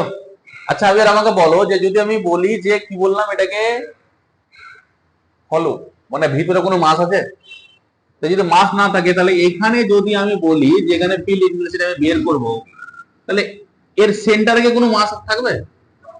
তো যদি না থাকে তাহলে একে টানবে, তো না টানলে ইন্টেন্সিটি ভ্যালু কি হবে? জিরো হয়ে যাবে। তাহলে ইনসাইডে কি হবে value? Inside field intensity I এর ভ্যালু কত হয়ে যাবে? জিরো। তাহলে ভিতরে, এর ভিতরে যে কোনো পয়েন্টে এর ভ্যালু কি হয়ে যাবে? জিরো হয়ে যাবে। কিন্তু যদি এটা যদি ইয়ে না হয়ে, হলোই না হয়ে যদি সলিড হতো তাহলে কিন্তু জিরো হতো না। তার জন্য এটা লম্বা লাইন করেছিলাম, আমরা স্ট্রেট লাইন করেছিলাম। হয়েছে? আচ্ছা, এবার সারফেসে যদি চলে যায়, সারফেস মানে কি? এই আর ইজিক্যাল টু এটা। সারফেসে চলে যাওয়া মানে কি? এখান থেকে এই জায়গাতে চলে এসেছে। সারফেসে মানে সেন্টার থেকে এখানে চলে এসেছে।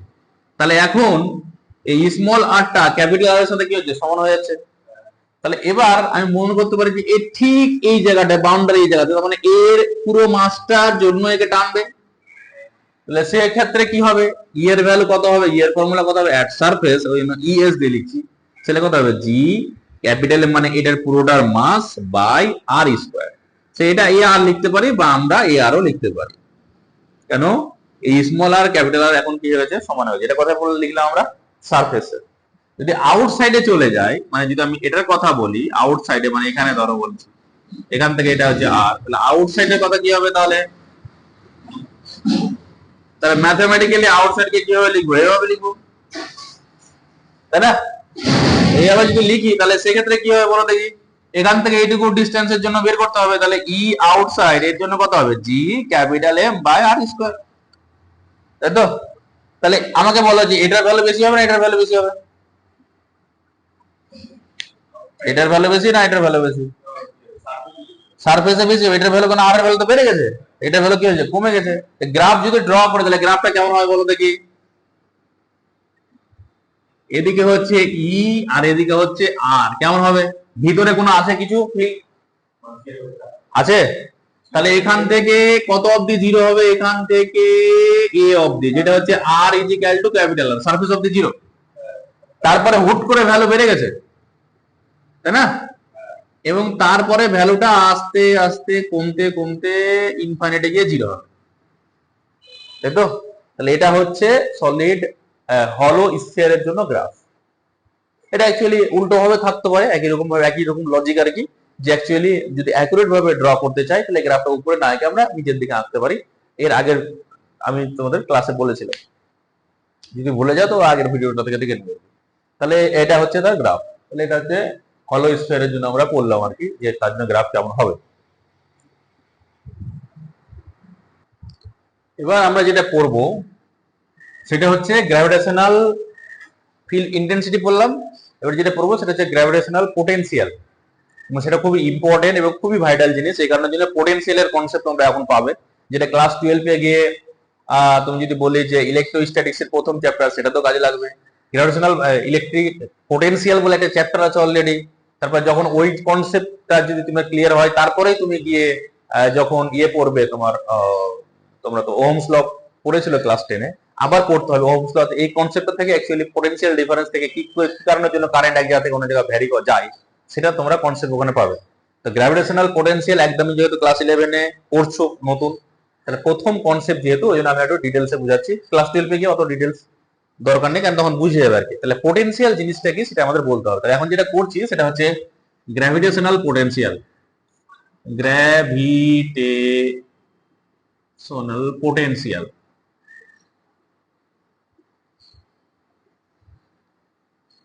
এবার এখানে একটা সমস্যার জিনিস হলো যেটা, গ্র্যাভিটেশনাল পোটেনশিয়াল এবং অনেক জায়গাতে গ্র্যাভিটেশনাল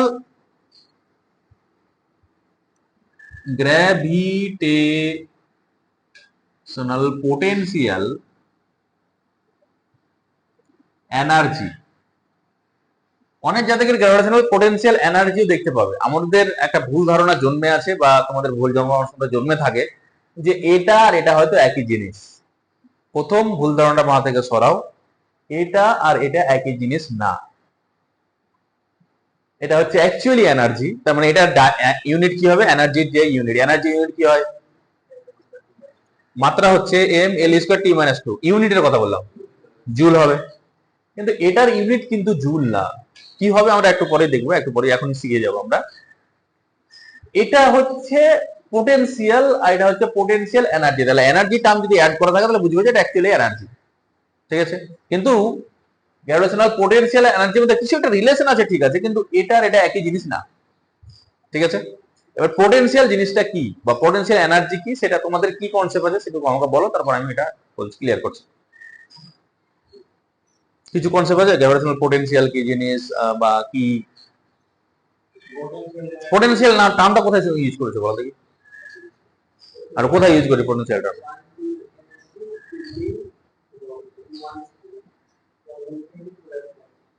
হ্যাঁ, ওটা ডেফিনেশন হলো আর কি, খুব ভালো কথা।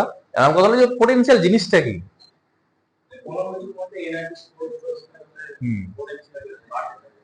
পোটেনশিয়াল এনার্জির একটা কনসেপ্ট তোমরা এতে পড়েছো অলরেডি, তোমাদের তোমাদের ওয়ার্ক এনার্জি পাওয়ার চ্যাপ্টারে তোমরা কিছুটা পড়েছো কনসেপ্ট। পোটেনশিয়াল হচ্ছে অ্যাকচুয়ালি, পোটেনশিয়াল টার্মটা তোমরা এরকম ইউজ করেছো, অনেক সাথে ইউজ করে থাকি আমরা আর কি। তোরা বললাম যে তোমার কি অতটা পোটেনশিয়াল আছে যে তুমি এই বছরই মানে রানিং এ নিট ক্র্যাক করবে? ক্ষমতা বলা ভুল হবে আমাদের, মানে বলতে পারি একটা, যেটা বাংলাতে আমরা বলতে পারি যে একটা উদ্যম, ভিতরে সঞ্চিত শক্তি বা একটা উৎসাহ, যেটার জন্য আমরা কোনো কিছু করে দিতে পারবো। মানে অ্যাকচুয়ালি বুঝাতে চাইছি যে ভিতরে কিছু একটা স্টোর আছে, সেটার সাহায্যে আমরা কি করতে পারবো, অবদান করতে পারবো। তাহলে পোটেনশিয়াল জিনিসটা হচ্ছে এমন একটা জিনিস যেটা কিনা কোন জায়গায় স্টোর আছে, এবং সেটাকে, সেই স্টোর এনার্জিটা কি কাজে লাগাতে পারি আমরা, অন্য কোনো কাজে আমরা লাগাতে পারবো, হয়েছে। তাহলে পোটেনশিয়াল যখন এসে, গ্র্যাভিটেশনাল পোটেনশিয়াল যখন টার্মটা এসে, তখন এখানেও এনার্জি তাহলে স্টোর আছে। ব্যাপারটা ভালো করে বোঝার চেষ্টা করো, তাহলে এটা ক্লিয়ার হবে। ধরো, বোঝার চেষ্টা করো এটা। ধরো এটা হচ্ছে,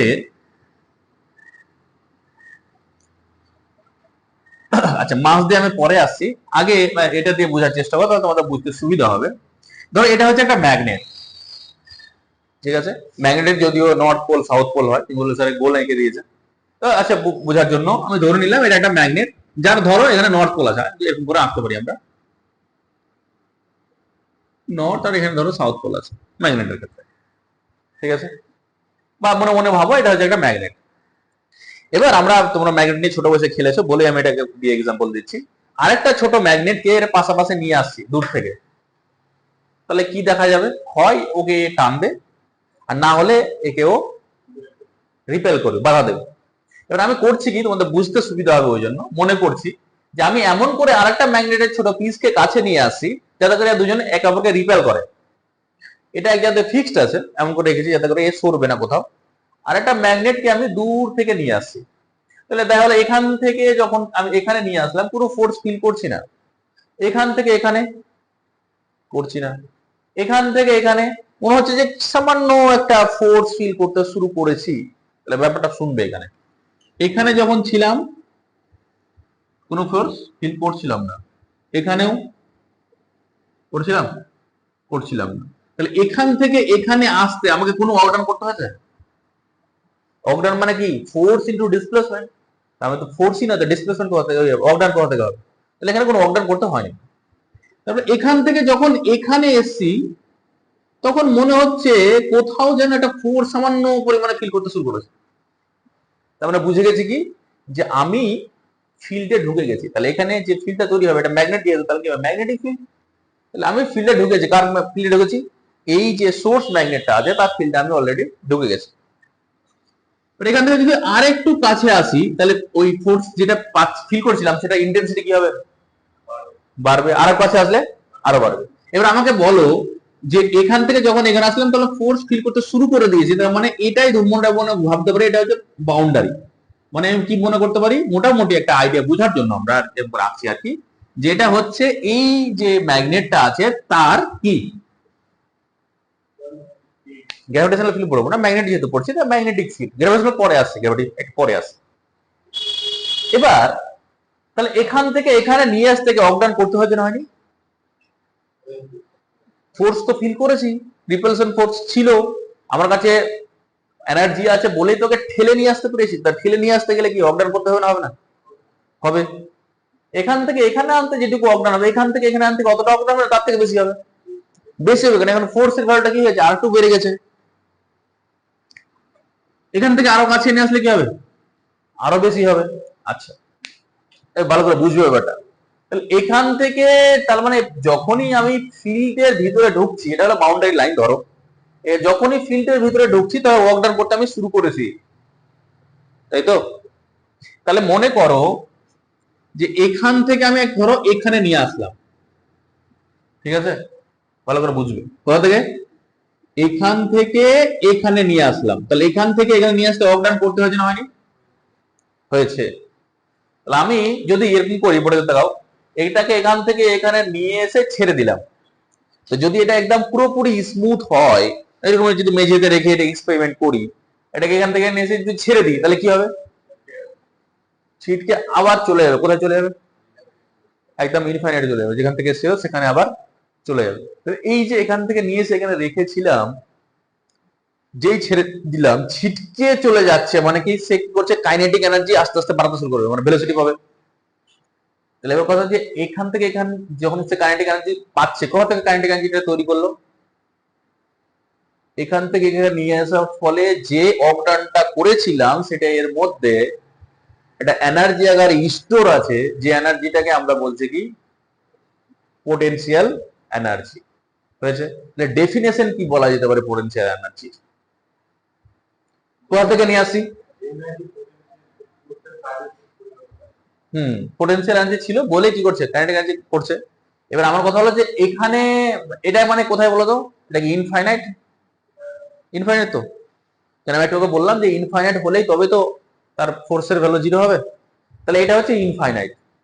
তাহলে কোথা থেকে কোথায় নিয়ে আসি? ইনফাইনাইট থেকে ফিল্ডের মধ্যে কোনো একটা পয়েন্টে নিয়ে আসি, ঠিক আছে?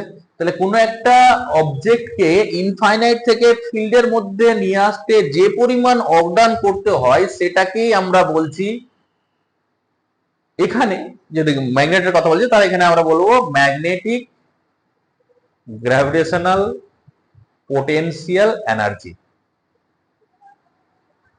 সরি, ম্যাগনেটিক গ্র্যাভিটেশনাল কেন বলবো, ম্যাগনেটিক পোটেনশিয়াল এনার্জি। হয়েছে? এবার যদি এটাকে গ্র্যাভিটির জন্য ভাবতে শুরু করি তাহলে কি হবে?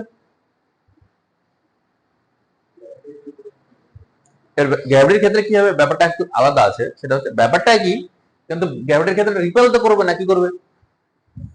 অ্যাট্রাক্ট করবে, ঠিক আছে? তার মানে এখান থেকে এখানে নিয়ে আসতে আমাকে অগ্রহণ করতে হবে, নিজে থেকে চলে আসবে।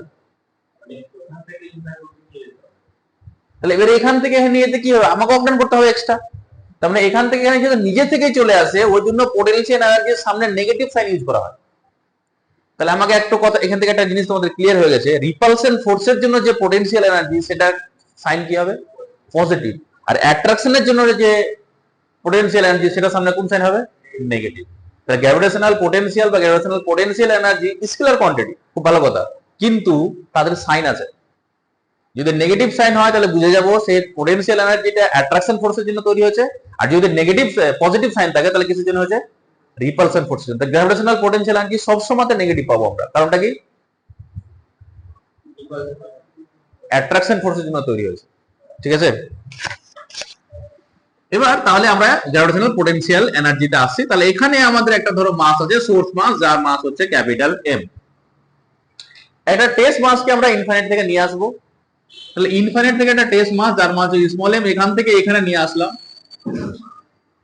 তা নিয়ে আসতে যেটুকু ওয়ার্ক ডান হয়েছে এখান থেকে এখানে নিয়ে আসতে, এখান থেকে এইটুকু ডিস্টেন্স হচ্ছে আর, নিয়ে আসতে যেটুকু ওয়ার্ক ডান হয়েছে সেটাই হচ্ছে এই পয়েন্টের পোটেনশিয়াল এনার্জি। পোটেনশিয়াল এখন জানি পরে, এখন কি বলছি? Potential energy.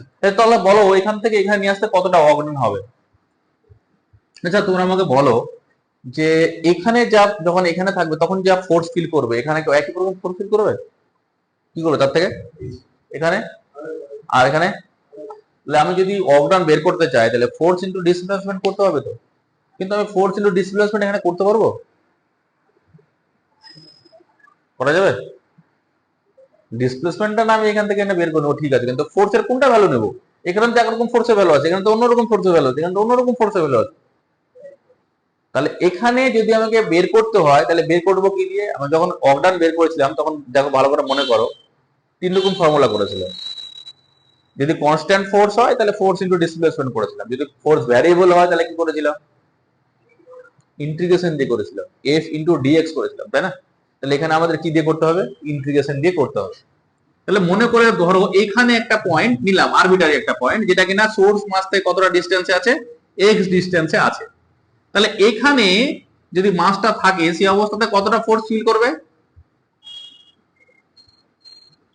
এটা ডেরিভেশন করাচ্ছে এই কারণের জন্য, কারণটা হচ্ছে তোমাদের এই সেমিস্টারে ডেরিভেশন দিতে পারে। তাহলে কত ফোর্স করবে গ্র্যাভিটি, যে বলো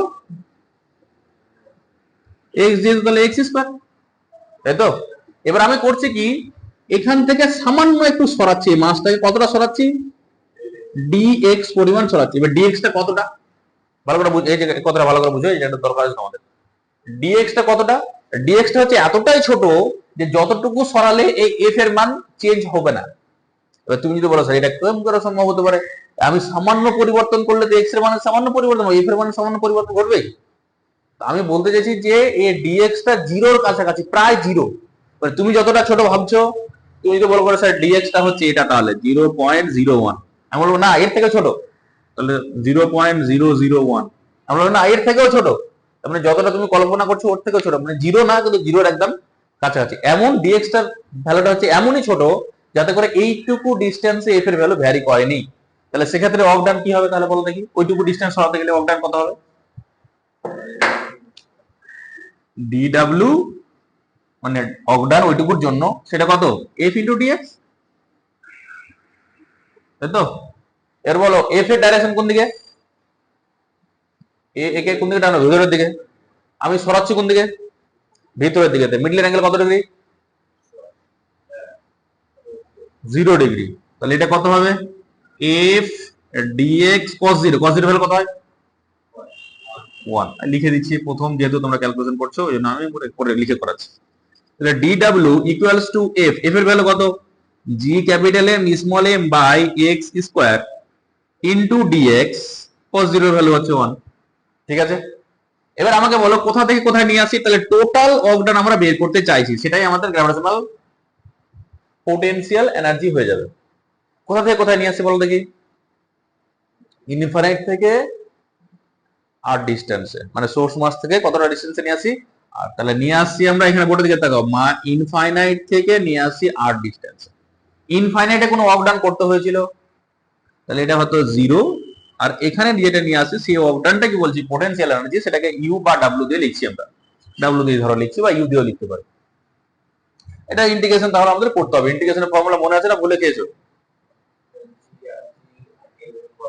তাহলে এবার এটা যদি আমি করি, এটা ইন্টিগ্রেশন করলে ডাব্লিউ হয়ে যাবে, লিমিট বসিয়ে দেবো 0 ডাব্লিউ ইকুয়ালস টু, এখানে কনস্ট্যান্ট আছে কে, G capital M small M, এটা কনস্ট্যান্ট, ইনফাইনাইট থেকে আর, তাহলে ডিএক্স এক্স স্কোয়ার নিচে আছে, উপরে গেলে কত হবে, একবার এম করাচ্ছে,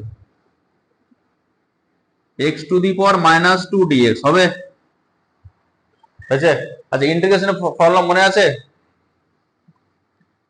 x to the power n dx, এটা সমান কত হবে, x to the power n plus 1 by n plus 1, এখানে n এর জায়গাতে ভ্যালু কত আছে, -2, তাহলে কত হবে, g capital M small m x to the power -2 plus 1 by -2 plus 1, limit কত, ইনফাইনাইট টু r।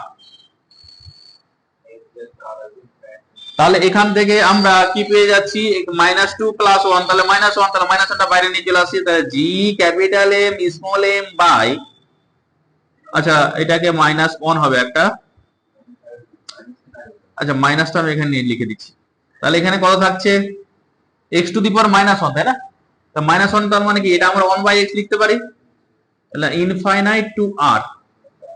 তাহলে এখান থেকে এইটুকু যদি করি তাহলে কি লোয়ার লিমিট তারপর আপার লিমিট, না আপার লিমিট মাইনাস লোয়ার লিমিট হয়, আপার থেকে মাইনাস লোয়ার হবে, তাহলে w minus 0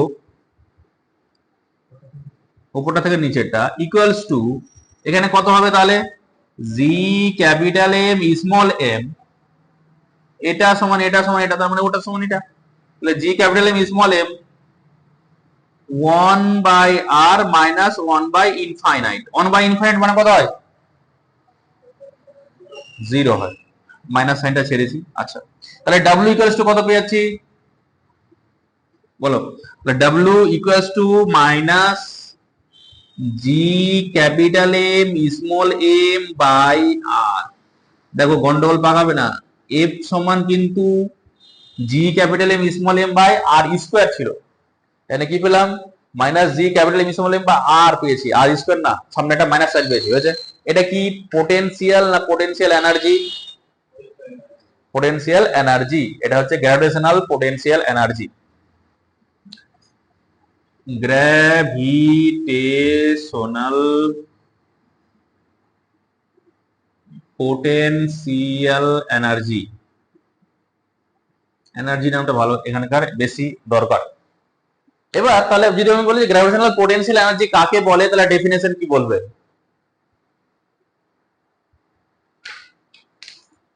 work done to carry an object from কোথা থেকে infinite to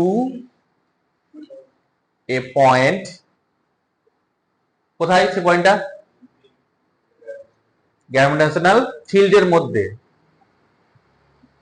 ওইখান থেকে ইনফাইনাইট থেকে গ্র্যাভিটেশনাল ফিল্ডের মধ্যে নিয়ে আসতে যে পরিমাণ ওয়ার্ক ডান করতে পারছে হচ্ছে, তাহলে amount of work done to bring an object from infinite to a point inside the gravitational field is called gravitational potential energy, যদি আমরা যে কোনো মাসের কথা বলি। আচ্ছা এবার এরকম ভাবে যখন আমি পোটেনশিয়ালের গল্পতে যাব, এবার তাহলে পোটেনশিয়ালের গল্পতে গেলে কি হবে এখন, তাহলে তোমরা কি আইডিয়া পেয়েছো? যখন ইন্টেনসিটিতে যখন যাচ্ছিলাম তখন টেস্ট মাসকে কত ধরে নিয়েছিলাম? 1। তাহলে এখানেও যখন পোটেনশিয়ালে যাব তাহলে টেস্ট মাসকে কি ধরে নেব? 1 ধরে নেব। তাহলে গ্র্যাভিটেশনাল পোটেনশিয়ালে যদি ডেফিনেশন বলি তাহলে কি বলবো? তাহলে amount of work done to carry an অবজেক্টের যাতে কি বলবো? To carry an unit mass from infinite to এতে, ঠিক আছে। তাহলে এখান থেকে কি বুঝতে পারছি, যদি তাহলে গ্র্যাভিটেশনাল ফিল্ডের কথা বলি, গ্র্যাভিটেশনাল পোটেনশিয়ালের কথা বলি, তাহলে গ্র্যাভিটেশনাল পোটেনশিয়ালকে যদি আমি ভি দিয়ে লিখছি আর এটাকে আমরা লিখছি ডব্লিউ দিয়ে, তাহলে তাহলে যদি ভি এর কথা বলি তাহলে ভি ইকুয়ালস টু তাহলে কি হবে বলো দেখি? ইউনিট মাস যদি বলি তাহলে এখান থেকে এইটুকুই হচ্ছে কে? ভি। ভি সমান তাহলে কত হবে অ্যাকচুয়ালি? মাইনাস জি। আমি যদি ইউনিট মাসকে নিয়ে আসতাম তাহলে এখানে কি দাঁড়াতো? 1। এখানে কি দাঁড়াতো? 1। তাহলে ক্যালকুলেশন করে এই জায়গাতে 1 থাকতো, তাহলে ক্যালকুলেশন করে এটা বাদ দিয়ে বাকিটা থাকতো, তাহলে এটা সমান কত পেলাম? জি ক্যাপিটাল এম বাই আর। এটা হয়ে যাচ্ছে আমার কে? গ্র্যাভিটেশনাল পোটেনশিয়াল বলছে, গ্র্যাভিটেশনাল পোটেনশিয়াল।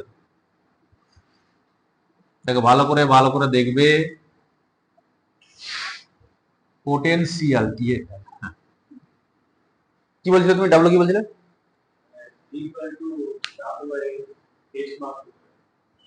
হ্যাঁ একদমই ঠিক কথা বলেছো, ওটা এখনই আসবো। তাহলে এটাকে আমরা এখান থেকে যদি ইকুয়েশনটাতে আমি যাই তাহলে ডাব্লিউ ইকুয়াল টু কি পেয়ে যাচ্ছি দেখো? ভি ইনটু স্মল এম, তাই না?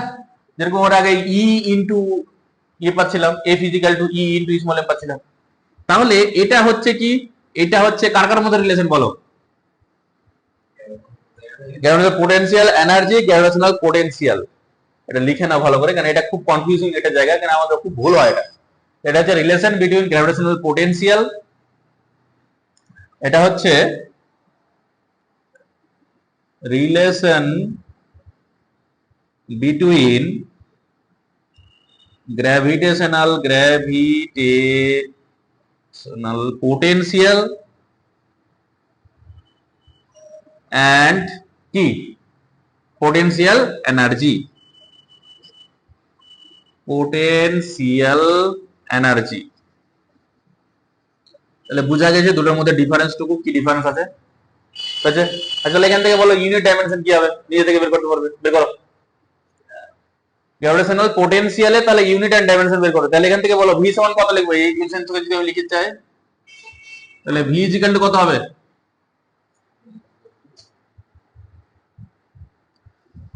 ভি ইকুয়ালস টু কত হবে? ডাব্লিউ বাই এম হবে, তাই না? তাহলে ভ্যালু গুলো পুট করবো এবার। ইউনিট কি হবে তাহলে বলো? তাহলে ইউনিট হয়ে যাবে ডাব্লিউ জন্য কি হবে? জুল কেজি মাইনাস ওয়ান হয়েছে। সিজিএস ইউনিট হলে কত হবে? আর গ্রাম মাইনাস ওয়ান। সিজিএস দরকার নাই, শুধু এসআইতে লিখেছি। ডাইমেনশন কি হবে? ডাইমেনশন মাত্রা কি হবে? এটার মাত্রা কত? M L square T to the power minus two, আর মাসের মাত্রা কত? এম। তাহলে এর ডাইমেনশন হয়ে যাচ্ছে আমাদের এম জিরো, বা এম না লিখলে চলবে, T to the power minus two. তাহলে L square T to the power minus two হচ্ছে ডাইমেনশন।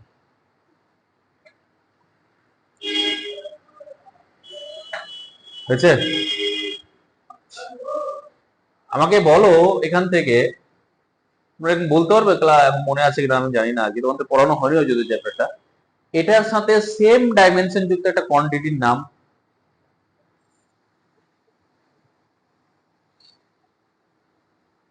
তোমরা ক্লাস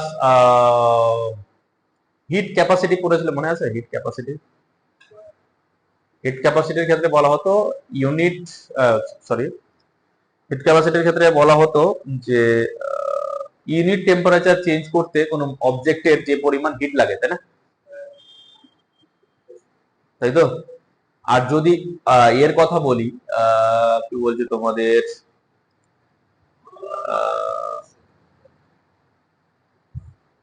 ইউনিট মাসের কথা যদি বলি তাহলে কি হতো?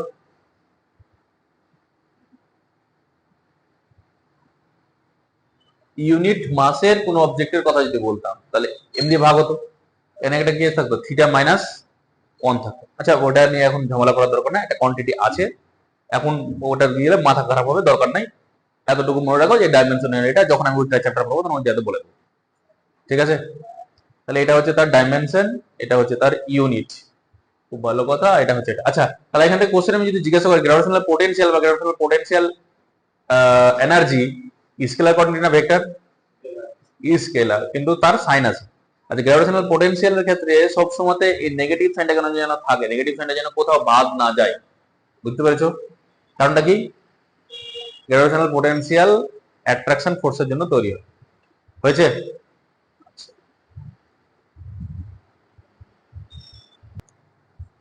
এবার আমরা যেটা এখন করছি সেটা হচ্ছে পোটেনশিয়াল পড়লাম, পোটেনশিয়াল এনার্জি পড়লাম। এবার যেটা করব সেটা হচ্ছে ওয়ার্ক ডান অ্যান্ড পোটেনশিয়াল এনার্জির মধ্যে relation, relation between work done and potential energy.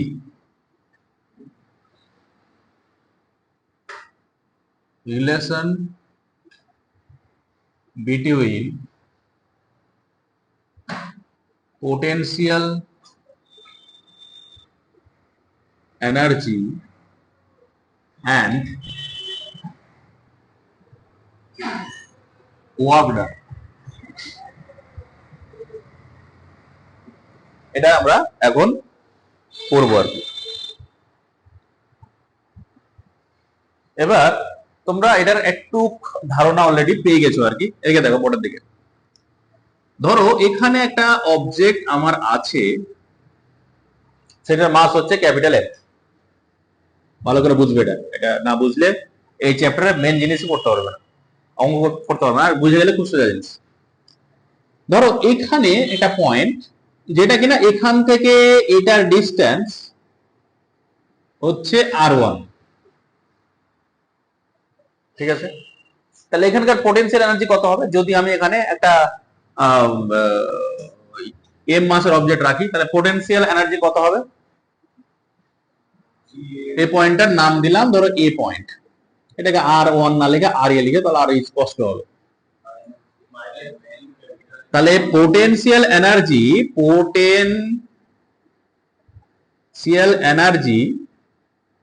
Of point এ কত হবে? তাহলে সেটাকে যদি ডাব্লিউ এ দিয়ে লিখি, সেটার ভ্যালু কত হবে? Minus G capital M small M by R এ, ঠিক আছে? এটাকে আমি এখানে না লিখে এখানে লিখি, তাহলে আরো তোমাদের সুবিধা হবে। Minus G capital M small M by R এ। আচ্ছা, এবার যেটা বলছি সেটা ভালো করে বুঝবে। ওটা এ এম আবার মনে করবে না, ওটা হচ্ছে এম মাসের অবজেক্ট, এম মাসের অবজেক্টকে এই পয়েন্টে রেখেছে। এবার এটা তো নিশ্চয়ই গ্র্যাভিটি ফিল্ডের মধ্যে না বাইরে? পয়েন্টটা কি গ্র্যাভিটির ফিল্ডের মধ্যে আছে না বাইরে আছে? মধ্যে আছে। এটাকে এখান থেকে ধরো আমি এখানে নিয়ে আসছি। কোথায় নিয়ে আসছি? এখান থেকে বি পয়েন্টে নিয়ে আসছি। কে নিয়ে এসছে? এ থেকে বি পয়েন্টে কে নিয়ে এসছে? সিস্টেম নিয়ে এসে না আমি নিয়ে আসছি? তুমি নিয়ে আসতে গেলে কি তোমাকে নিয়ে আসতে হবে না অটোমেটিক চলে আসবে? নিজে থেকে আসবে, তাই না?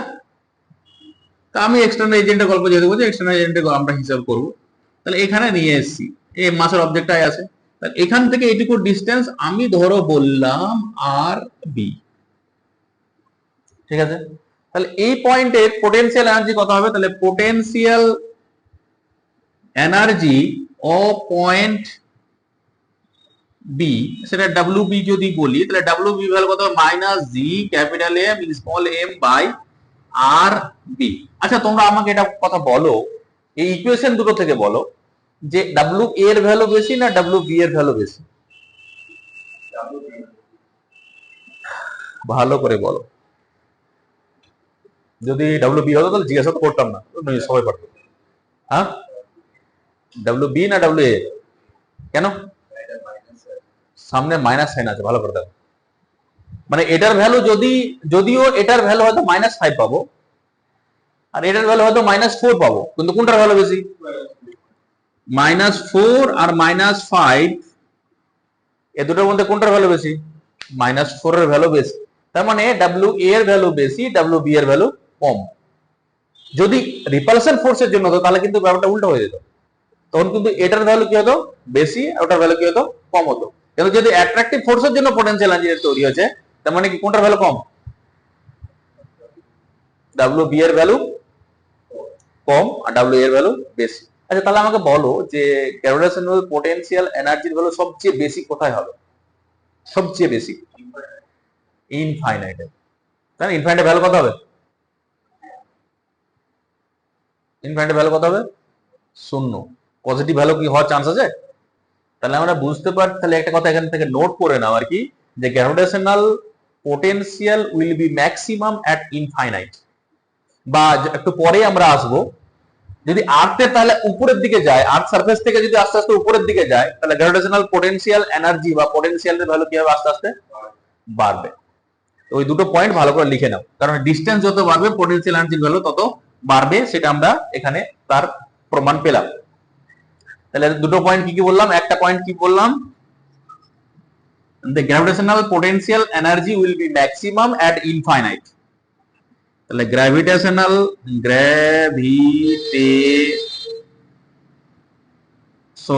Potential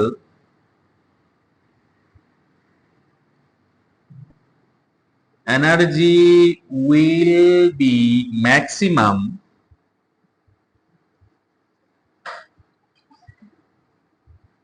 at infinite. ইনফাইনাইটে এর পোটেনশিয়াল এনার্জির ভ্যালু কি হবে? সবচেয়ে বেশি হবে, একটা পয়েন্ট। 2 নম্বর পয়েন্ট কি বললাম? যে ডিসটেন্স যত বাড়বে, সোর্স মাস থেকে ডিসটেন্স যত বাড়বে, গ্র্যাভিটেশনাল পোটেনশিয়াল এনার্জির ভ্যালু কি হবে? বাড়বে না কমবে? বাড়বে। আর যদি রিপালশন ফোর্সের জন্য হতো তাহলে কি হতো? কমতো। এখানে যদি অ্যাট্রাকটিভ ফোর্স আছে তার জন্য বাড়বে। তার মানে এটা কথা বলতে পারি যে with increase distance from the source mass, তাহলে বা এরকম করে বলতে পারি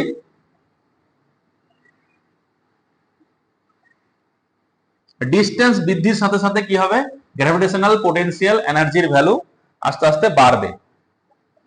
তাহলে গ্র্যাভিটেশনাল পোটেনশিয়াল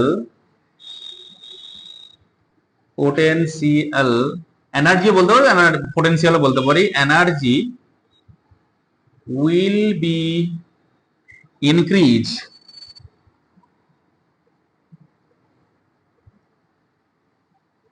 উইথ ডিস্টেন্স।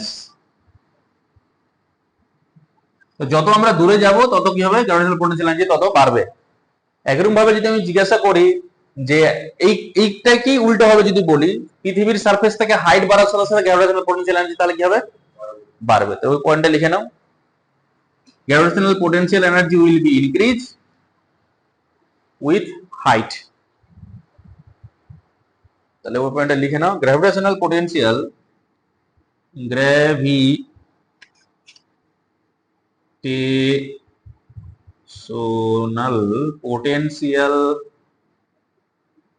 বা পোটেনশিয়াল এনার্জি দুটো লেখা যেতে পারে, potential energy will be increase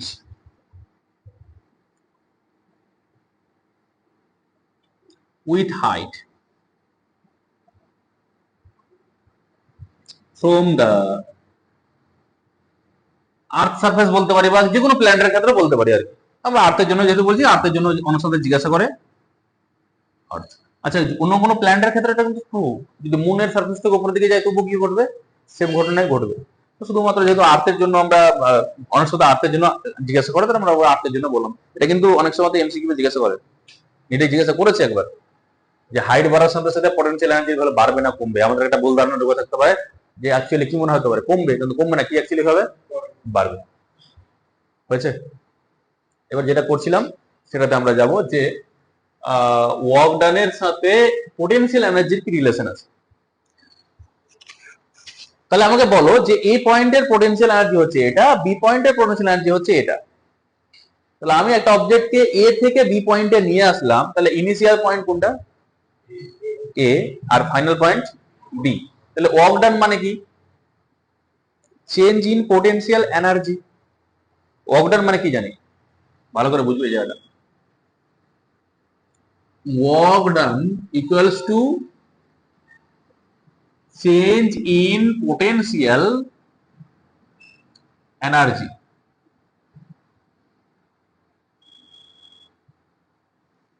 এবার যে পোটেনশিয়াল এনার্জি চেঞ্জ করছে তার ওয়ার্ক ডান আমরা বের করছি। ভালো করে এখানে শোনো, এখানে খুব গন্ডগোল পাকে। এক্সটার্নাল এজেন্টের গল্প যদি আমি বলি, তাহলে change in potential energy by external agent, তাহলে work done by external agent. আমি যদি বলি change in potential energy by gravity, তাহলে ওয়ার্ক ডান বাই গ্র্যাভিটি হবে। হয়েছে? এখানে বুঝতে পারছো গ্র্যাভিটি দ্বারা যা ওয়ার্ক ডান হবে, এক্সটার্নাল এজেন্ট দ্বারা ওয়ার্ক ডান তার উল্টোটা হবে। বুঝতে পারলে? তাহলে আমি যদি এখানে এটার কথা যদি আমি বলি, তাহলে চেঞ্জ যদি আমি বলি, তাহলে ইনিশিয়াল পয়েন্ট কোনটা? এ, ফাইনাল পয়েন্ট বি। তাহলে চেঞ্জ মানে কি? ফাইনাল মাইনাস ইনিশিয়াল, না initial minus final? Final minus initial. তাহলে ওয়ার্ক ডান তাহলে কি হবে? তাহলে ফাইনাল, ফাইনালের কোনটা? আর ইনিশিয়াল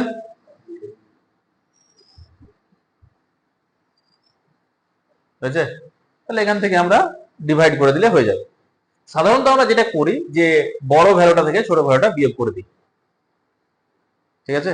তাহলে সবচেয়ে ভালো উপায়, এত ঝামেলা করার মনে রাখার দরকার নাই। তোমাদের অনেক সাথে ঝামেলা পাকতে পারে, ওগুলো কিচ্ছু করবে না। সবচেয়ে ভালো উপায় হলো কি, এত মনে রাখার দরকার নাই। সবচেয়ে ভালো উপায় হলো এটাই শুধু মনে রাখবে। যখন অঙ্ক দেবে দুটো পয়েন্টের পোটেনশিয়াল বের করবে, যে দুটো পয়েন্টের কথা বলবে, দুটো পয়েন্টের পোটেনশিয়াল বের করে নিলে, দুটো পয়েন্টের পোটেনশিয়ালের ডিফারেন্স নেবে। ডিফারেন্স নেওয়ার সময় যদি ওয়ার্ক ডান বের করতে বলে, তাহলে ফাইনাল থেকে ইনিশিয়াল করে দেবো। সাধারণত ওটা দেয় না, যেটা দেয় সেটা হচ্ছে কত ভেলোসিটিতে ছুড়লে এই অঙ্কটা কিভাবে ঘোরাবে দেখো। এখান থেকে কত ভেলোসিটিতে ছুড়লে একটা অবজেক্ট এখান থেকে এখানে গিয়ে পৌঁছাবে, এটা দিব অঙ্ক। তাহলে আমরা করবো কি? ওয়ার্ক ডান বের করবো। কি করে বের করবো? Change in potential. এবার কাইনেটিক এনার্জি যেহেতু কথা বলেছে, তাহলে নেগেটিভ সাইন আসা উচিত কি? তাহলে আমরা এমন করে ভ্যালু গুলো পুট করবো, দেখো বাজেট পরীক্ষায় ভুল না হয় বলে বুদ্ধিগুলো বলছি, এমন করে ভ্যালু গুলো পুট করবো বড়টা থেকে ছোট বিয়োগ করবো। হয়েছে? বড় থেকে ছোট বিয়োগ করলাম, যেটা পেলাম সেটাকে কি করে দেবো? হাফ এমভি স্কয়ার করবো, শেষ। বলতে পারি যে কত ভেলোসিটিতে এখান থেকে ছুটলে সে এখান থেকে এখানে পৌঁছাবে। তাহলে আমরা কি করবো? Half MV square equals to কত করবো? Change in potential energy. বলছি change in potential energy positive, কারণ এই কারণের জন্য হবে যে যেহেতু পোটেনশিয়াল কাইনেটিক এনার্জি নেগেটিভ হয়, তাহলে এটা যদি নেগেটিভ হয় এটা কি করে নেগেটিভ হবে? ক্যালকুলেশন হবে, মিলবে? তো ওই জন্য সবসময় মনে রাখবো কি, আমরা এখানে এমন করে ভ্যালু গুলো পুট করবো, তাহলে একটা -4 একটা -4 হলে কোনটা থেকে কোনটা বিয়োগ করবে? -4 থেকে কোনটা বিয়োগ করবে? -5 টাকা বিয়োগ করবে। তাহলে যেটা বড় ভ্যালু সেটা থেকে ছোট বিয়োগ করবে, বাস কোনো ঝামেলাই নেই। বুঝতে পারলে? দিয়ে এটা করবো আর অত কিছু তাহলে ঝামেলা করে মনে রাখার দরকার নেই, কোনটা থেকে কোনটা কোনটা ইনিশিয়াল কোন পয়েন্ট, কোনটা ফাইনাল পয়েন্ট, কি হচ্ছে না হচ্ছে, অত কিছু মনে রাখার দরকার নেই। বলেছে কাইনেটিক কতটা ভেলোসিটি লাগবে, এখান থেকে বল ভ্যালু পুট করবো, ক্যালকুলেশন করবো, বেরিয়ে যাবে। হয়েছে? এবার তাহলে একই রকম ভাবে অঙ্কটাকে যখন আমি ঘুরাবো, অঙ্কটা দেখো কি করে ঘোরানো যায়, এদিকে দেখো, বোর্ডে দেখো। এটা হচ্ছে আমাদের আর্থ, ভালো করে বুঝো। এটা হচ্ছে আর্থের সারফেস। বললো যে কত ভেলোসিটিতে একটা বলকে ছুড়লে এই বলটা পৃথিবীর সারফেস থেকে এখানে উঠতে পারবে।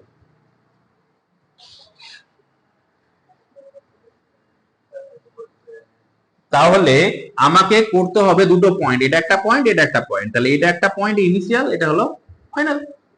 যে কোনো একটা পয়েন্ট ধরে নাও, এটাকে ধরো আমি এ পয়েন্ট ধরলাম, এটাকে ধরলাম বি পয়েন্ট।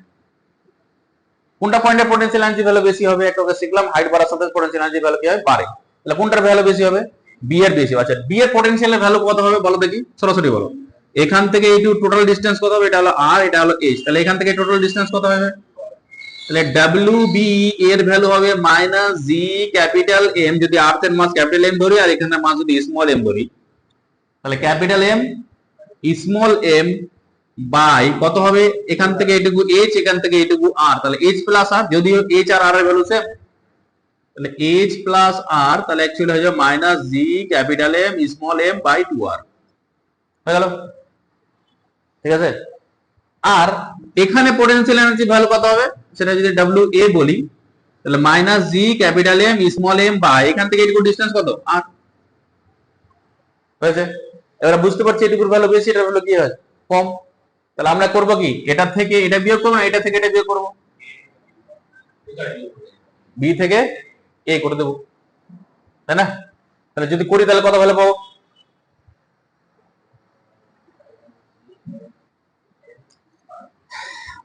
এবার যদি বলে কত ভেলোসিটিতে ছুড়লে এখান থেকে এখানে যাবে, তাহলে আমরা করব কি, আগে half m V square equal to এমন করে বিয়োগ করব যাতে করে ভ্যালু পজিটিভ পাই। তাহলে কোনটা থেকে কোনটা বিয়োগ করলে পজিটিভ ভ্যালু পেতে পারি? যদি আমি এটা থেকে এটাকে বিয়োগ করি তাহলে ভ্যালু কি পাবো? পজিটিভ পাবো। দেখো দেখি পাচ্ছি কিনা।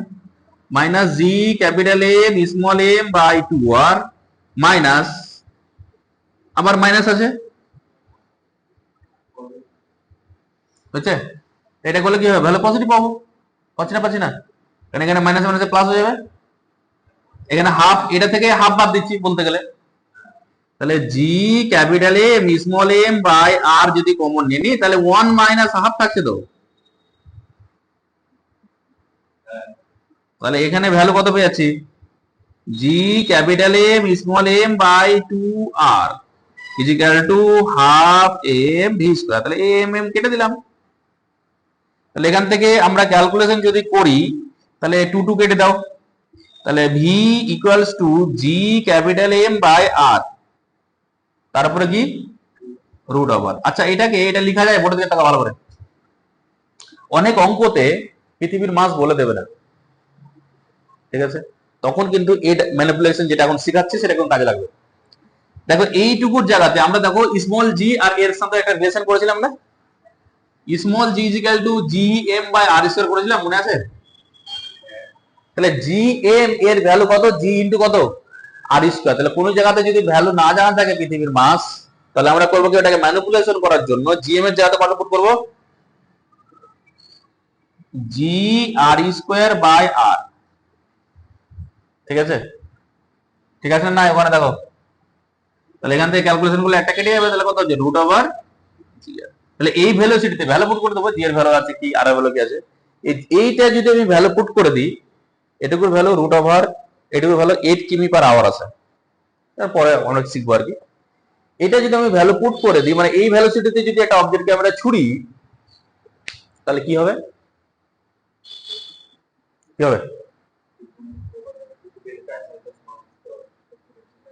আচ্ছা, এটা যদি বের করে দেখি, তোমার বলছিলাম এটা ভ্যালু বের করো। এটা হলো 10, এটা হচ্ছে 6 4 0 0 আর 1 2 3। তাহলে কটা জিরো হলো? 1 2 3 4 5 আর এখানে 6টা। তাহলে 6টা থেকে কটা বেরোবে? 3টা। তাহলে হচ্ছে 64 থেকে তাহলে 8 ইন্টু 10 টু দি পাওয়ার 3, তাহলে এত মিটার। পার সেকেন্ড, তাহলে কিমিতে গেলে কত হবে? 8 কিমি পার সেকেন্ড। ওই জন্য বললাম যে এটা 8 কিমি পার সেকেন্ড হবে। বুঝতে পারলে? এটা ভ্যালু মুস্ত রেখে দেবে। কোথাও জিআর যদি পাও মনে রেখে দেবে এটা ভ্যালু 8 কিমি পার সেকেন্ড। এটা ভ্যালু মুস্ত থাকতে হবে, তাহলে কিছু করতে হবে। আচ্ছা, এবার তাহলে 8 কিমি পার সেকেন্ড ভেলোসিটি যদি ছুরি, তাহলে একটা অবজেক্ট পৃথিবীর সারফেস থেকে পৃথিবীর রেডিয়াসের সমান হাইটে উঠতে পারবে। আচ্ছা, তোমরা এখান থেকে একটা কোশ্চেন আমাকে কেউ জিজ্ঞাসা করলে না যে স্যার এখান থেকে এত কেন ক্যালকুলেশন করছেন আপনি? বোর্ডে দেখাও, পরে টুকবে। এত কেন ক্যালকুলেশন করছেন? Half m v square is equal to আমরা জানি m g h, potential energy change. এটা জানি কিনা? এর কথা, এটা যদি করি তাহলে ভুলে যাবে। কেন? এটা তখনই অ্যাপ্লিকেবল যদি এইচটা ছোট হয় অনেক। কারণটা কি, সেক্ষেত্রে আমি ধরে নিচ্ছি যে জি এর ভ্যালুটা ভ্যারি করেনি। দেখো এখানে ফোর্স ইন্টু ডিসপ্লেসমেন্ট লিখেছি, তো ফোর্সের ভ্যালু যদি ভ্যারি করতে থাকে, যত হাইট বাড়বে তত জি এর ভ্যালু তো ভ্যারি করবে। তো জি এর ভ্যালু ভ্যারি করলে কি ফোর্সের ভ্যালু তো ভ্যারি করছে। আর যদি ফোর্সের ভ্যালু ভ্যারি করতে থাকে, তাহলে সেক্ষেত্রে যদি এটা আমি ইউজ করি তাহলে ভুল হয়ে গেল না। বুঝতে পারলাম পারেন আমার কথাটা? বুঝতে পেরেছো? তাহলে এইটা কখন ইউজ করব? যদি এইচ এর ভ্যালু খুব ছোট হয়, বা মনে হয় যে অঙ্ক এমন দিয়েছে যে মনে হচ্ছে এইচ এর ভ্যালু খুব একটা বেশি আসবে না, তাহলে সেক্ষেত্রে আমরা এটা ইউজ করতে পারি। কিন্তু যদি আমাকে এরকম অঙ্ক দিয়ে দেয় যে পৃথিবীর প্রায় রেডিয়াসের সমান হাইটে উঠছে, তাহলে এটা ইউজ করা একদমই যাবে না। তাহলে সেক্ষেত্রে মেইন ফর্মুলা কোনটা? Potential energy change is equal to half m V square. তাহলে তোমরা বলতে পারো স্যার এটা তাহলে কোথা থেকে আসছে? এটা তাহলে এখান থেকেই আসছে, ম্যানিপুলেশন করে। কি করে আসছে সেটা আমি দেখাচ্ছি। মানে half m V square is equal to m g h কেন হয় সেটা আমরা এখন দেখব। হয়েছে? তাহলে এটা ফর্মুলা কখন ইউজ করে বললাম? Is this formula is only applicable, this formula is applicable only when, কখন হবে? এইচটা যদি আর থেকে অনেক ছোট হয় তাহলে আমরা অ্যাপ্লাই করব। যদি অঙ্কতে দেখো যে ডাটাগুলো এমন আছে মনে হচ্ছে এইচ এর ভ্যালু ছোট আসবে, তাহলে আমরা এটা দিয়ে অ্যাপ্লাই করতে পারি, কারণ এটাতে অ্যাপ্লাই করলে খুব তাড়াতাড়ি হয়ে যায়। এটা আমরা দেখবো যে কখন এটা হয়। এটা পরীক্ষাতে জিজ্ঞাসা করতে পারে যে আমাদের একটা থিওরি দিবে, যে জিজ্ঞাসা করতে পারে যে ওয়ার্ক ডান মানে হাফ এম ভি স্কয়ার সমান এটা হয়, বা potential energy change equal to এটা হয়, এটা প্রমাণ করো। এটা আমরা দেখব যে ওয়ার্ক ডান ইকুয়াল টু কত বললাম, ওয়ার্ক ডান ইকুয়াল টু কত হবে, এম জি এইচ কখন হবে, সেটা কখন হবে সেটা আমাদের প্রমাণ করতে হবে। ধরো তোমাকে বললো যে if h is less than r, then prove that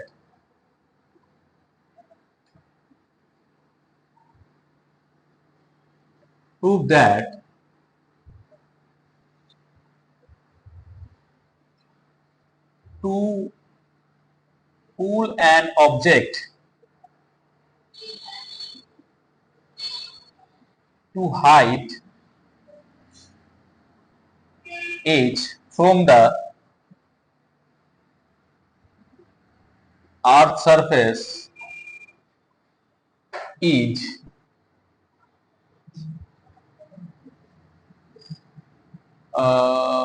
then prove that to pull an object to height from the earth surface, then prove that the work done to pull an object to a height h from the earth surface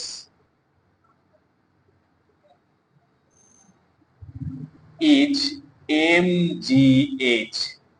এটা হলো আমাদের প্রবলেমটা, বা এটা হচ্ছে থিওরিটা, আমাদের এটা প্রুফ করতে হবে। তাহলে আমরা কি করে করব? তাহলে ধরো এটা হচ্ছে আমাদের আর্থ, আমরা আর্থের সারফেসে আছে, এখান থেকে এইটুকু হচ্ছে আর। আমরা কতটা হাইটে উঠাচ্ছি? এমন একটা হাইটে উঠাচ্ছি সেটা এইচ হাইটে যাচ্ছি, যেটা কিনা এই এইচ হাইটটা যদিও ছবিতে অনেকটা বড় দেখাচ্ছে, কিন্তু এইচ হাইটের ভ্যালু এইচটা কি অনেকটা ছোট হাইট, এতটা হাইটে উঠছি। তাহলে আমাকে বলো যে এই পয়েন্টে পোটেনশিয়াল এনার্জি কত হবে, এখান থেকে আমি দেখিয়ে দিই সেটা কত হবে। তাহলে এম করে তোমরা লিখবে যখন তোমরা মাথায় এম করে লিখবে যে potential energy at height h, সেটা কত হবে minus G capital M small M by R plus h. যদি এটা মাস ক্যাপিটাল এম, এখানে যে মাসটা রেখেছে সেটা যদি স্মল এম ধরি তাহলে এটা হবে। আর সারফেসে কত হবে, তাহলে আমরা এরকম ভাবে ভাষা লিখবো যে gravitational potential energy at the surface, এটা হবে, তাই না? কোনটার ভ্যালু বেশি, এটা না নিচেরটা? উপরেরটার ভ্যালু বেশি। তাহলে ওয়ার্ক ডান ইকুয়ালস টু উপরটা থেকে নিচেটা বাদ দেবো। যদি বাদ দিই তাহলে কি হবে, সবসময় অন্তিম মাইনাস প্রাথমিক করবে, এখানে এখান থেকে এখানে নিয়ে গেছে মানে এটা হলো অন্তিম, এটা হলো প্রাথমিক। তাহলে minus G capital M small M by R plus H minus minus G capital M small M by R. আচ্ছা এখানে একটা কোনো খুব ভুল হয়, এই মাইনাসটা লিখবে কিন্তু এই পরের মাইনাসটা লিখতে ভুলে যায়, ছুটে যায়, এটা কিন্তু ভুল হলে কিন্তু ভুলে যাবে, এই মাইনাসটা যেন না ছুটে। তাহলে এই মাইনাসে মাইনাসে প্লাস, তাহলে জি ক্যাপিটাল এম স্মল এম এটা কমন নিয়ে নিচ্ছি, তাহলে থাকছে আমাদের 1 বাই আর, এখানে যদি মাইনাস মাইনাসে প্লাস হয়ে যাচ্ছে, আর minus minus 1 by R plus H. তাহলে এখান থেকে যদি আমি ক্যালকুলেশন করি তাহলে জি ক্যাপিটাল এম স্মল এম এটা হয়ে যাচ্ছে R plus H minus R by LCM করো R into R plus H. ঠিক আছে, তাহলে এটা করলে আমরা কি পেয়ে যাচ্ছি, জি capital M small M H by R into R plus H. ঠিক আছে, এবার যদি আমি বলি যে এবার শর্তটা লাগাচ্ছি, if H is less than R, যদি খুব ছোট হয় তাহলে আমরা এটাকে এটা লিখতে পারি যে আর প্লাস এইচ প্রায় ইকুয়ালস টু আর, তাই না? তাহলে সেটা হলে তাহলে ওয়ার্ক ডান কত হয়ে যাবে, জি capital M small M H by R, আর এখানে আর প্লাস এইচ এর জায়গাতে কত পুট করব, আর প্লাস এইচ এর জায়গাতে কত পুট করব, শুধুমাত্র আর। তাহলে কত হয়ে যাবে, জি capital M small M H by R square, এটা মানে কে স্মল জি, তাহলে কত পেয়ে গেলাম এম জি এইচ। কারণটা হলো কি, যেহেতু G capital M R square is equal to G. তাহলে এই যে ম্যানিপুলেশনটা আমি করেছি এটার জন্য এটা অ্যাপ্লাই করতে পারছি, সবসময় এটা অ্যাপ্লাই করা কিন্তু যাবে না, ভুল করেও এরকম করে দেবে না যে দিয়েছি অঙ্ক খুব সোজা জিনিস, খুব সোজা, তাহলে এটা দিয়ে আমরা ক্যালকুলেশন করে দিই, ওই যে এটা দিয়ে mgh is equal to half m v square, ওটাতে সব সময় করা যাবে না। যদি h এর ভ্যালু খুব ছোট হয় তাহলে অ্যাপ্লিকেবল করা যাবে না, তাই অ্যাপ্লাই করা আমাদের যাবে না। এখান থেকে আরেকটা জিনিস, সেটা করলে এইটুকু টপিক প্রায় শেষ হয়ে যাবে। এটুকু হয়ে গেছে। এবার ধরো একটা প্রবলেম আর কি, প্রবলেমটা হচ্ছে এরকম, বুঝতে সুবিধা হবে। ধরো এটা হচ্ছে আমাদের সান,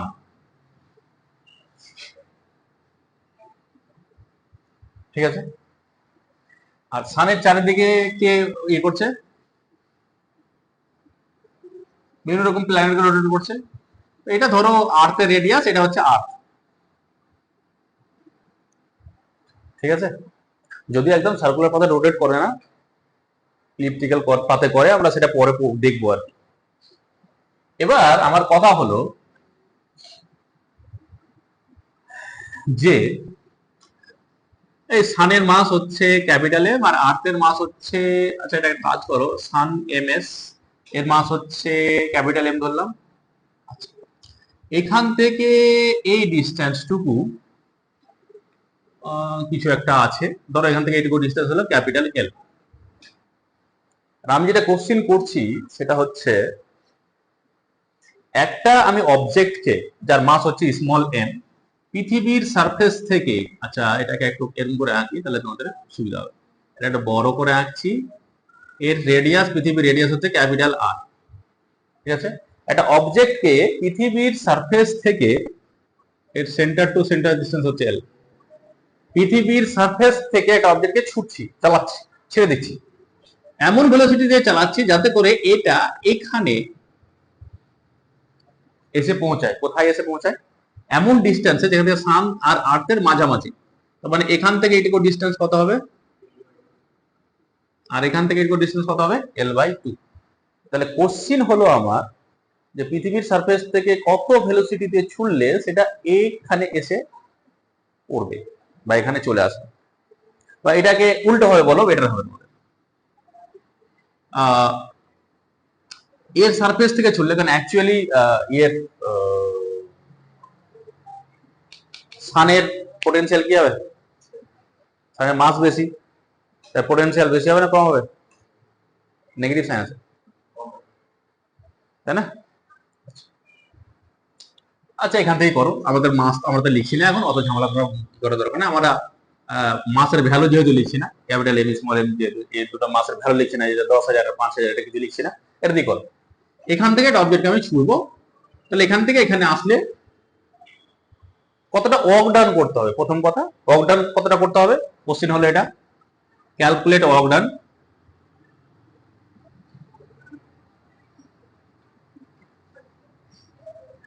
আর ওয়ার্ক ডান যদি ক্যালকুলেট করতে পারি, তাহলে আমরা এটা বের করতে পারি যে কত ভেলোসিটিতে ছুটতে হবে। আমি ওটা ওনার অঙ্ক বললাম যে calculate velocity to do this, এইটা করার জন্য কতটা ভেলোসিটি লাগবে, এখান থেকে কত ভেলোসিটি ছুটবে। তাহলে কি করে করতে হবে বলো দেখি, অঙ্কটা কি করে করবে?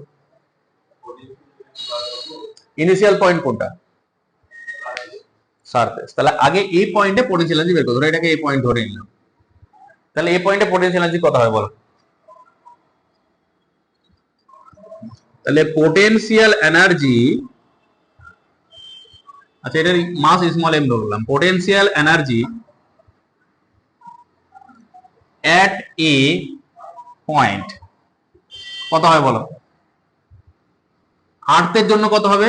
মাইনাস জি, আর্থের মাস হচ্ছে ক্যাপিটাল এম, অবজেক্টের মাস হচ্ছে স্মল এম বাই এটা। এটা হলো কার জন্য পেলাম? কার? আর্থের সারফেসে, এবং আর্থের জন্য এটা পোটেনশিয়াল। আচ্ছা, সানের জন্য মানে পোটেনশিয়াল হবে না?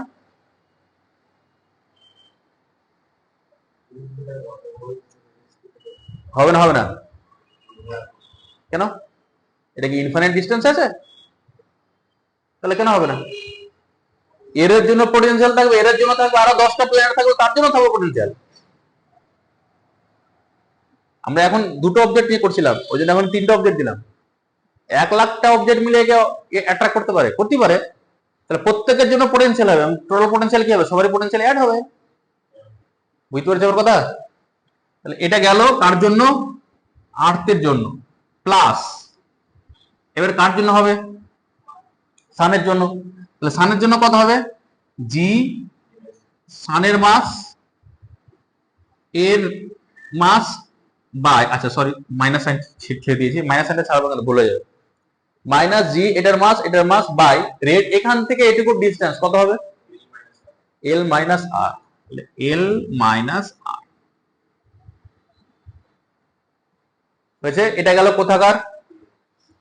এ পয়েন্টে হয়েছে।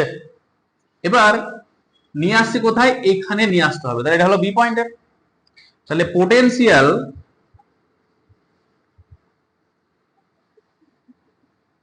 এনার্জি এট বি পয়েন্ট, তাহলে বি পয়েন্টে পোটেনশিয়াল এনার্জি কত হবে? এটা ডাব্লিউ এ ধরলাম, এটা ডাব্লিউ বি মাইনাস জি কত হবে বলো? কার কার জন্য হবে? একটার জন্য হবে না, দুটোর জন্য হবে। তাহলে এর জন্য এখানে কত হবে? সানের জন্য বলো, M S M by L/2 plus minus আর্থের জন্য কত হবে? মাইনাস জি, এটা এটা বাই কত? কেন L/2 মাইনাস? এর সেন্টার থেকে এর ডিসটেন্স কত? L/2, সেন্টার থেকে ডিসটেন্স লাগবে, হলো? তাহলে এটা গেল এখনকার পোটেনশিয়াল, আগে ছিল এখানকার এটা পোটেনশিয়াল। তাহলে ওয়ার্ক ডান কত হবে? এখান থেকে এখানে নিয়ে যাচ্ছি, এখন তো এর কোনটা বড় হলো কোনটা ছোট হলো জানি না। তাহলে এখন যেটা টেকনিক অ্যাপ্লাই করব, যে ইনিশিয়াল থেকে ফাইনাল, ইনিশিয়াল পয়েন্ট কোনটা, সরি ইনিশিয়াল ফাইনাল বলছি, ফাইনাল থেকে ইনিশিয়াল। ইনিশিয়াল হলো এ, ফাইনাল হলো বি, তাহলে কোনটা থেকে কোনটা বিয়োগ করবো? হ্যাঁ, তাহলে ওয়ার্ক ডান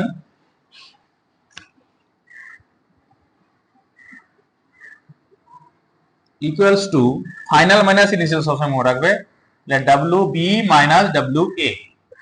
তাহলে ডাব্লিউ বি এর ভ্যালু কোনটা? এটা আচ্ছা, অ্যাকচুয়ালি এটার ভ্যালু কত আছে বলো দেখি, এটা 2 হয়ে যাবে শুধু আর কি ফ্যাক্টরটা, তাহলে এটা এল বাই 2 টা উপরে চলে যাবে, তাহলে 2 দিয়ে কত হয়ে যাবে? 4, এটাকে কত হবে? মাইনাস 4 জি এম, ও না না না না না না, minus 2 g a, sorry 2 g small M by l, এটা কমন নিলে থাকবে এখানে m s plus capital M, দুটোর মাস তো সেম না, 4 আসবে না, হয়েছে? তাহলে এটা হচ্ছে ডাব্লিউ বিটা হয়ে যাচ্ছে আমার minus 2 g small M by l m s plus m minus এটা ডাব্লিউ এর ভ্যালু যেটা হবে সেটা আমরা পুট করে দিলে আমাদের হয়ে যাবে। তাহলে আচ্ছা, এটা ভ্যালু পুট করে দাও, আমরা তো এখন ক্যালকুলেশনের ভ্যালু বের করছি না, ডাব্লিউ এর ভ্যালু এই যে পুরো ভ্যালুটা ওখানে পুট করবো, যখন পরীক্ষাতে দেবে তখন ডাটা বলে দিবে আমাদের, এরকম ডাটা গুলো বলে দিবে কার ভার কত, সেই অনুযায়ী এটা বিয়োগ করে দেবো, এটা হলো ওয়ার্ক ডান। আর যদি হাফ এম ভি স্কয়ার করে দেবো, তাহলে half m V square is equal to এটা করে দেবো আমরা, তাহলে আমরা যেটা চাইবে সেটা বেরিয়ে চলে আসবে, হয়েছে? অনেক অঙ্ক দেবে এরকম টাইপের, নোটসে আছে, সেখান থেকে তোমরা করে দেবে, ঠিক আছে? আজকের মতো এখান থেকে এর পরের দিন আবার যে পার্টগুলো আছে সেগুলো করবো।